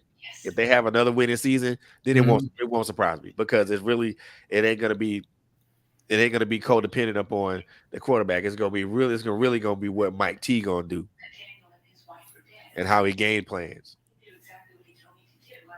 And you can't leave Baltimore out of that conversation either. Oh, never. Never take Baltimore out of the conversation, because they always gonna be there. I think it's gonna come down once again, Baltimore and Pittsburgh, like it always does. Exactly. And then it just depends. You kind of know who's gonna come out of the NFC. I mean, I got a funny feeling it's just gonna be. It'll end up being Tampa Bay and the Rams again. No, I don't think Tampa Bay will do, because Brady retired again, right? Or did he come back out of retirement again, or is he officially retired this time? I know Gronk officially retired, but he said never say never. He said he could come back, but I don't think Tampa Bay will do it again this year. And I don't think they're gonna run. They could run it back. I mean, the core of their team is still there, so it's a possibility. Because the core of the Rams teams are still there too. So yep. For now, I'm from Atlanta, so I'm a Falcons fan. Oh, I forgot about the Falcons. We are rebuilding, bro. We are rebuilding, bro. Man, I'm tired of us rebuilding. I think we've been rebuilding forever. We rebuilt everything except our O line. We are. I think we're officially rebuilding. Once they let go Matt Ryan, it was it was apparent at that point to me. It was very apparent. I was like, okay, they rebuilding, and then they picked up Marcus Mariota. They picked up Desmond Ridder in the draft, so they pretty sure they're gonna run with Mariota as a starter with Desmond Ridder behind him, or it could go the opposite way around. I mean, I noticed that we did upgrade our receiving core to get bigger receivers, so that probably would help. But again, you can't score all the time if you can't stop nobody. I think my team, we need to really do something with our O-line. We've done everything. We've done got this person on defense, this person on offense, everything except the O. That is our our Achilles heel, our What? offensive line. I was And gonna then say we had that. What I was gonna ask you that. What's up with the O line, man? The Giants O line is horrible. and then this is another thing with our team is like 1 week the O line is horrible and the defense turns up. The next week the defense plays shitty, then the offense turns up. It's like we can't get consistency. Yeah, I think that's probably it's yeah, they're gonna have to be consistent. I mean, again, the NFC East is a is a cupcake division. They can win it, or at least get to a point to where they can make some noise. It's No, just no time soon, man. No time. Ain't gonna have it no time. I'm not. That's why I mean. That's why when football season be start, I don't even bother dealing with football season on the day. I already know how this is gonna go. it's already you already know what's gonna happen. Yeah, man. It's like Roman Reigns. You already know who's gonna win.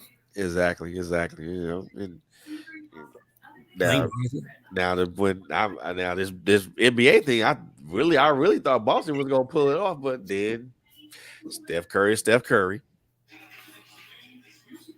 hey, man, I ain't have a dog in the fight. My team went out in the second round. That's hard. That's horrible. Oh, talk about the Sixers. Yeah. No, the only team in Philly I don't root for is the Eagles. All the other ones I root for. What? So I'm trying to figure out what are they trying to identify themselves as? Who? The Sixers? Yeah, What you mean? I mean, as a team, I mean so they got a why not just build a team around Embiid? and then roll from there? I think that's what they were doing. They got Harden because I don't think Harden's going to go anywhere because if he plays this year, he'll get more money when he does go to another team instead of just opting out. So it's his best interest if you actually play this next season. That way you'll get more money. Yeah, But I think they are building around it big. My only thing I was mad about, I wasn't mad when they got rid of Ben. I was just mad when they got rid of Curry, when they got rid of Seth's brother. I'm like, oh yeah, because that one hurt me, man. yeah, that was even he was one of the better shooters. Yeah, that one hurt me. I mean, yeah, that was bad though. That was real bad. So I mean, but guess where they sent them to? New Jersey. But you know what? I'm probably the only one that thinks this about Ben. I get it. That game he choked up, but it's like it was a game. It was right before that game. The Sixers played. They were up by 30, They and played lights out. and then the team just came back in that game. They was up by 30. I'm like, we would have won that game. Wouldn't nobody? Because then the next game we won. Yep. And then we lost that final game. So if we wouldn't have blew that 30-point lead and won the next game, the series would have been over. So, all right, Ben had a bad fucking game, but who's going to take account for that 30-point loss, the 30-point deficit that we had that we lost? The whole team need to take accountability for that. That's a team thing. That's a team thing, but it also is a coaching thing too. I mean, I get the Ben hate, but I'm still stuck on that game. Like, no one's going to talk about that. Nah, that's a team thing. I mean, it's also and also on another level, it's a coaching thing. I mean, Doc Rivers love him, but I mean, his playoff track record ain't really ain't the best. They said the Lakers just got Scottie Pippen Jr. and somebody else. The Lakers ain't gonna make no more noise in the West. Let's just put it at this. The West goes around Golden State now. Yeah. The West goes around Golden State now. So Lakers ain't gonna make no more noise. But especially as long as they got Russell Westbrook as they starting guard, they not going nowhere. I thought they was trying to shop him. They probably will, but then they probably will be. They probably can't afford to let him go either. Shit, don't bring him over here. And that sounded that looked like something Philly would do. Bring somebody like him on. Nah, don't bring him over here. So why would you want another ball dominant guard over on a team? You already have a ball dominant guard in James Harden. And then Embiid. Yeah, Embiid gonna want his touches. Embiid has got to stay healthy.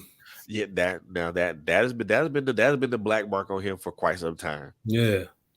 I mean, if he can stay healthy, he's already a good probably one of the better skilled bigs anyway. Yeah. Outside of Joker, but he's probably one of the better skilled bigs out there. If he can stay healthy. Yeah, if he can stay healthy, but they gave Joker the MVP for a reason. But hey, I just it's go this football season gonna be interesting, but Right. I'm not even tuning in the football season. I already know what's not going gonna on. watch it. You ain't gonna watch. You ain't gonna subscribe. You ain't gonna subscribe to it. Nope. Nope. You just They said the USL. They have you watched any of the USFL games? some of those games have been pretty damn good. I haven't Actually, watched one yet. some of those games have been pretty good. It's not it ain't like the NFL, but some of those games have been like pretty good. Now the first couple of initial games of the season were kind of like okay, this might be some riffraff, but like the last couple of games I watched, they were pretty damn good. Okay. So I mean, but again, it's football or it's football during the spring. So I mean, I look at it as like maybe the extended college football or some shit like that. Yeah. But yeah. But yo, man, I mean, before we get out of here, man, I want to give you an opportunity to let the first of all reintroduce yourself to everybody. Mhm. Let them know who you are, what you got, who you are, your publishing company, um, the, the name of the book you got out right now, where they can go get it, and also if you got anything coming up, let people know what that is, man. The floor is yours. So I am author T.B. Scott, formerly Mr. Chronic 3000, formerly Mr. Chronic Black. But people still call me Chronic, so that's okay. If you see me in the street, you can still call me Chronic. I still answer to it. Author T.B. Scott, my current book out right now. You can get on Amazon. The Streets Need a Body. That's under The Streets Need a Body. Excuse me, T.B. Scott. You know it has a very distinct cover. You can find that under my label, my new imprint, 7 Crowns Publications. That's the number 7, and then Crowns Publications. Also, the book Dirty, the story of a true lying bitch, I told it in fiction form, but it's my actual real life situation with my last relationship. But you should enjoy that story as well. Also, get Bitch I Own You, which covers all aspects of domestic violence, from woman on man, domestic violence, man on woman, and I even have a partner where I talk about teen domestic violence. So definitely get on that. In August, I have coming out under Raquel Williams Publishing, Summer Fling, with my Philly Queen. That's coming out in August. I don't know the exact date yet, but that's going to be a part of the Summer Fling series on RWP. You can find me on Facebook, TB Scott. I need to really get back on Twitter. I got like 1 follower on Twitter, so that's why I don't really push the Twitter. But I'm gonna start getting back on Twitter and my Instagram. So yeah, you can find me mostly on Facebook under author TB Scott. I do ask if you're gonna come on my page that you do interact. I don't like lurkers, and don't come on my page and just trying to sell me on your product or would introduce yourself and be active. And you'll see a lot of things on there on my page. Oh yeah, also tell them about the Facebook group that you started with a lot of us authors. Oh yeah, so it's not my group. It's a group of authors from Philly. We decided because we felt like a lot of Philly authors were being overlooked. That when you think of Philly authors, the only 2 people that come to mind that people will recognize are Terry Woods and Omar Tyree, and we just felt like Philly was just getting overlooked. So we have a book group as well called We Are Philly Pen Bullies Book Group.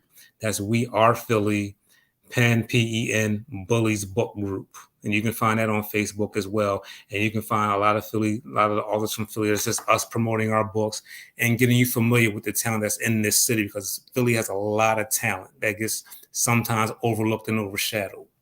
Oh yeah, most definitely. I don't know why Philly gets overlooked like that, but because I think some of the like you and so many other cats. I mean, you're one of the first authors that I knew that was from Philly. Mm-hmm. I know there's a couple of others that their names are on the tip of my tongue, but I've seen them on Facebook. So man, y'all if anybody people are sleeping on Philly because Yeah, Philly got some great author talent out here. You know, my brother TB Scott is one of those talented people from the area. So I mean, and I can personally vouch for this man because I've read his books, and I know by if you read one of his books, not only are you going to get a very engaging story, but you're also going to be is also that noodle gonna be put to use as well because it's gonna make you think.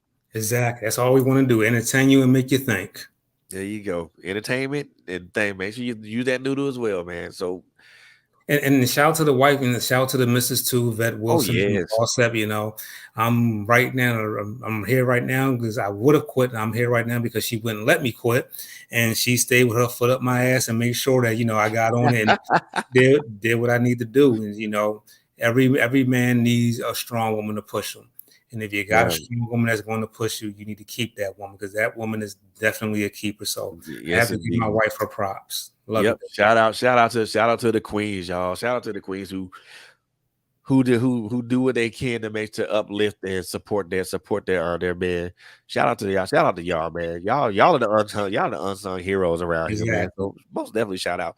Shout out to my queen Monica Reese, man. She puts her foot up my ass all the time, and the talks we have, have been, just helping me become a better person. So, and I'm so happy to have that type of thing, have that type of person around me to push me and to help me be better. So Exactly. shout out to all the queens who do that, man, who support that man and help them just to reach whatever pinnacle or whatever goal they are, or better yet, just to help them just to be a better person. So shout out to y'all, man. Shout out to Yvette Wilson, because yeah, And nothing against interracial love. Love who you want to, but it's not like seeing black love prosper, man. bro, that look, we could do a mic drop right there. You know what I'm saying? We could do a mic drop Hey, right that there. could be a whole nother show you could do. I might want to chime in on that one. I'm thinking of, you know what? I'm thinking about that. I'm gonna let you know when that pops off, man. Because I'm thinking about Okay, doing that like real soon, we can real do soon. that one. Let me know when you do that one. I want to get on that one. For sure, for sure, for sure. I got you. I got you. I just haven't been finding subjects to talk about lately because my work schedule has been like a little crazy, and I've been only been able to do shows on Fridays, and I'm like, I don't want to pre-record anything, but I may have to do that. But I got you, man. I'm most definitely gonna keep you in the know with that, most Most definitely. definitely. But yo, man, look, ladies and gentlemen, boys and girls, friends and countrymen, and who anything else that you guys want to call yourselves, want to reintroduce to some, and then introduce to all. My brother, the pen. Um, again, this is a brother that I admire greatly, not only but not just because of his talent, but because of um, the camaraderie and the friendship that we shared over the years, and the advice that he's given me over the years, and just the things that we've helped each other with over the years, but also just to I admire this man, to see from seeing him grow from one end of the spectrum to another. And as a brother, as a brother, it's always love to see another brother grow and become greater, and also grow in his potential. This is something that I think that us as black men need to do more of. Hmm. We need to celebrate each other, y'all. As black men, we need to celebrate each other, because Exactly. we need to celebrate our wins. We need to celebrate our wins, no matter how small. We need to talk about our losses, no matter how great. We need to talk about potential, no matter how great or how small. Look, I'm gonna say that I can't stress this enough. As black men, we need to celebrate each other. Exactly. Black women celebrate each other all the time, whether it's for a big win or a small win. But we as black men, we don't celebrate, we don't compliment each other, we don't give each other props as much as we should, because there's something ingrained in us to hate the next man for doing something Exactly. great. But this is but I'm gonna say I'm saying this right now. Number one, in front of Radio Land, but also to in front of my brother as well, because I celebrate you tonight, man. I've seen, we've been friends for a minute. We've watched each other grow from one end of the spectrum to another, and to see you come from where you started at to where you are now, it's I love it. For number one is I love it. I love it. I love it. I love it. And it's amazing, bro. So I celebrate you, man. I salute you.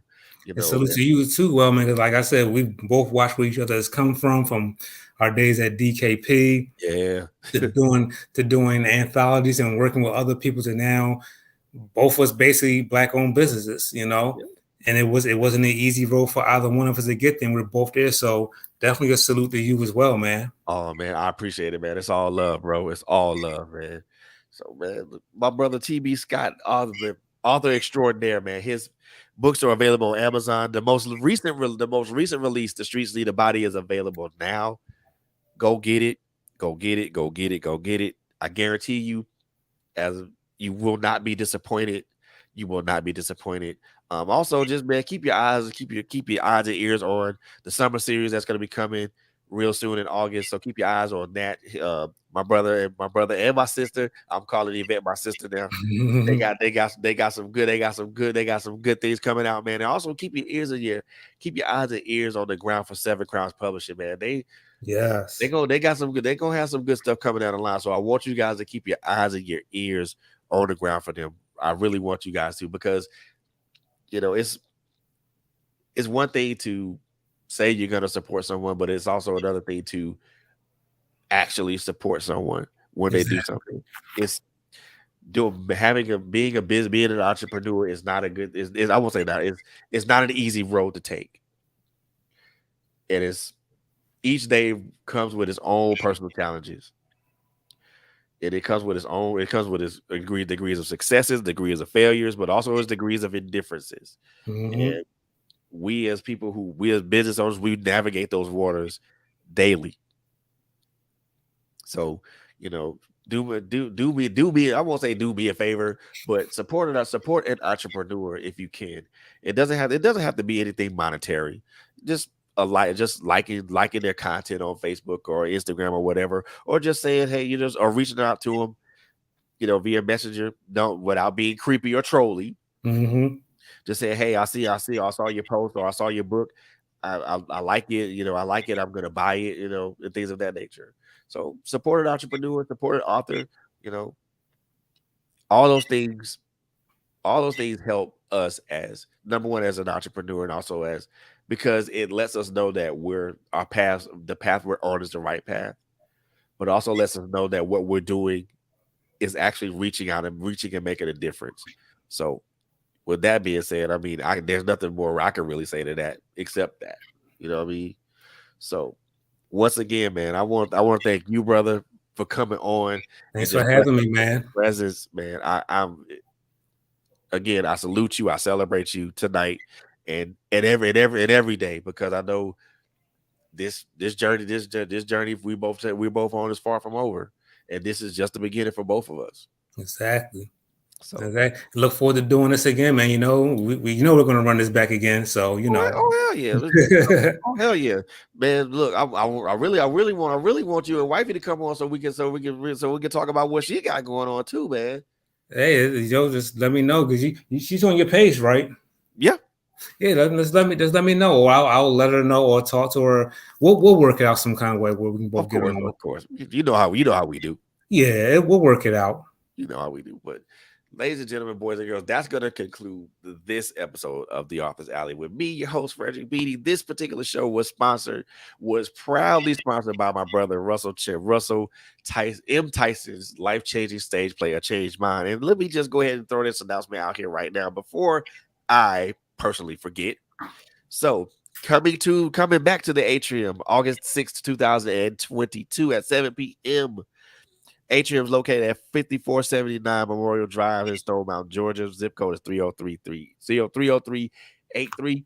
Tickets are on sale right now for $35. However, if you go to the website at changemind.com, or I think it's inspireimages.com, and put in the code Trailblazers10, you will get $10 off your ticket. So go to the website, put in the code Trailblazer10, get $10 off your ticket. Again, uh, the life changes change played by Russell M. Tyson, A Changed Mind, will be in the Atrium Saturday, August the 6th, 2022 at 7 p.m. Again, the atrium is located at 5479 Memorial Drive, Stone Mountain, Georgia, 30383. Get your face in the place to see this life-changing stage play, man. My brother Russell M. Tyson is an awesome playwright. Please, please, as I always state, when it comes to my guests or anybody that I support, show them support by buying a ticket and coming out to watch this play, man. You guys won't be disappointed. And on that note, that's going to conclude this particular program, man. Once, as I always say to people, the three things I always like to say: first of all, love on each other, be good to each other. Last thing I always say is a crazy ass world out here, man. So please, please, and please again, be safe out here, man. Y'all be good, and we will see y'all again. We will see y'all, and we will run this back again next Friday when my special guest will be Mr. Tony Wade. We're gonna talk about his music. We're gonna talk about his books. We're also gonna talk about what he's got going on right now. But also keep your eyes and ears on the ground for my sisters. My Life Has Destiny with Quinn Jones and Coco Fenton. They're gonna bring a nice subject going on and stuff like that. Also, with my sis, Mr. Bobby, Miss Bobby takes over. She's one of my sisters. I love her so much, and I love her content that she brings here all the time. And so, yes, indeed, just keep your eyes and ears on the ground for what they got going on. Oh, and somebody just hit me up with another announcement. So let me just make this announcement real quick before I get jumped on. Because I don't want nobody jumping on me, because I want to make sure that I make sure that I take care of everything in the house. So let me just make sure that I do this, because if I don't, I know I'm gonna get jumped on. So want to make sure that make sure that I make this say this, and make sure that I support my sister, Miss Coco Fenton. Their 2022 prophetic conference will be July 30th at 6:30 p.m. It is a Zoom meeting. A Facebook post has already been made for this, so you guys make sure you check out that Facebook post. I will post it again tonight, so you guys can check it out. There's a registration link on the bottom of that flyer. There's going to be 5 powerful women that are going to be here, including Reverend Viviana De Cohen, Elder Makisha Johnson, Dr. Kimberly McWilliams, Prophetess Chandra Foster, and also Apostle Anita Page. Make sure that you guys register for this conference. Register for this conference will be restored, renewed, and rejuvenated. These women are going to be bringing some powerful words that could possibly change your life. My sister Coco Fenton is one of the masters of ceremony for this particular conference. So make sure you guys make sure you guys make sure you guys tune in and also support. So now, with that being said, make sure that you guys continue to follow us on social media, and we love you guys, and there ain't a damn thing you can do about that. And we are out of here. Take it easy, bro. Yes, indeed.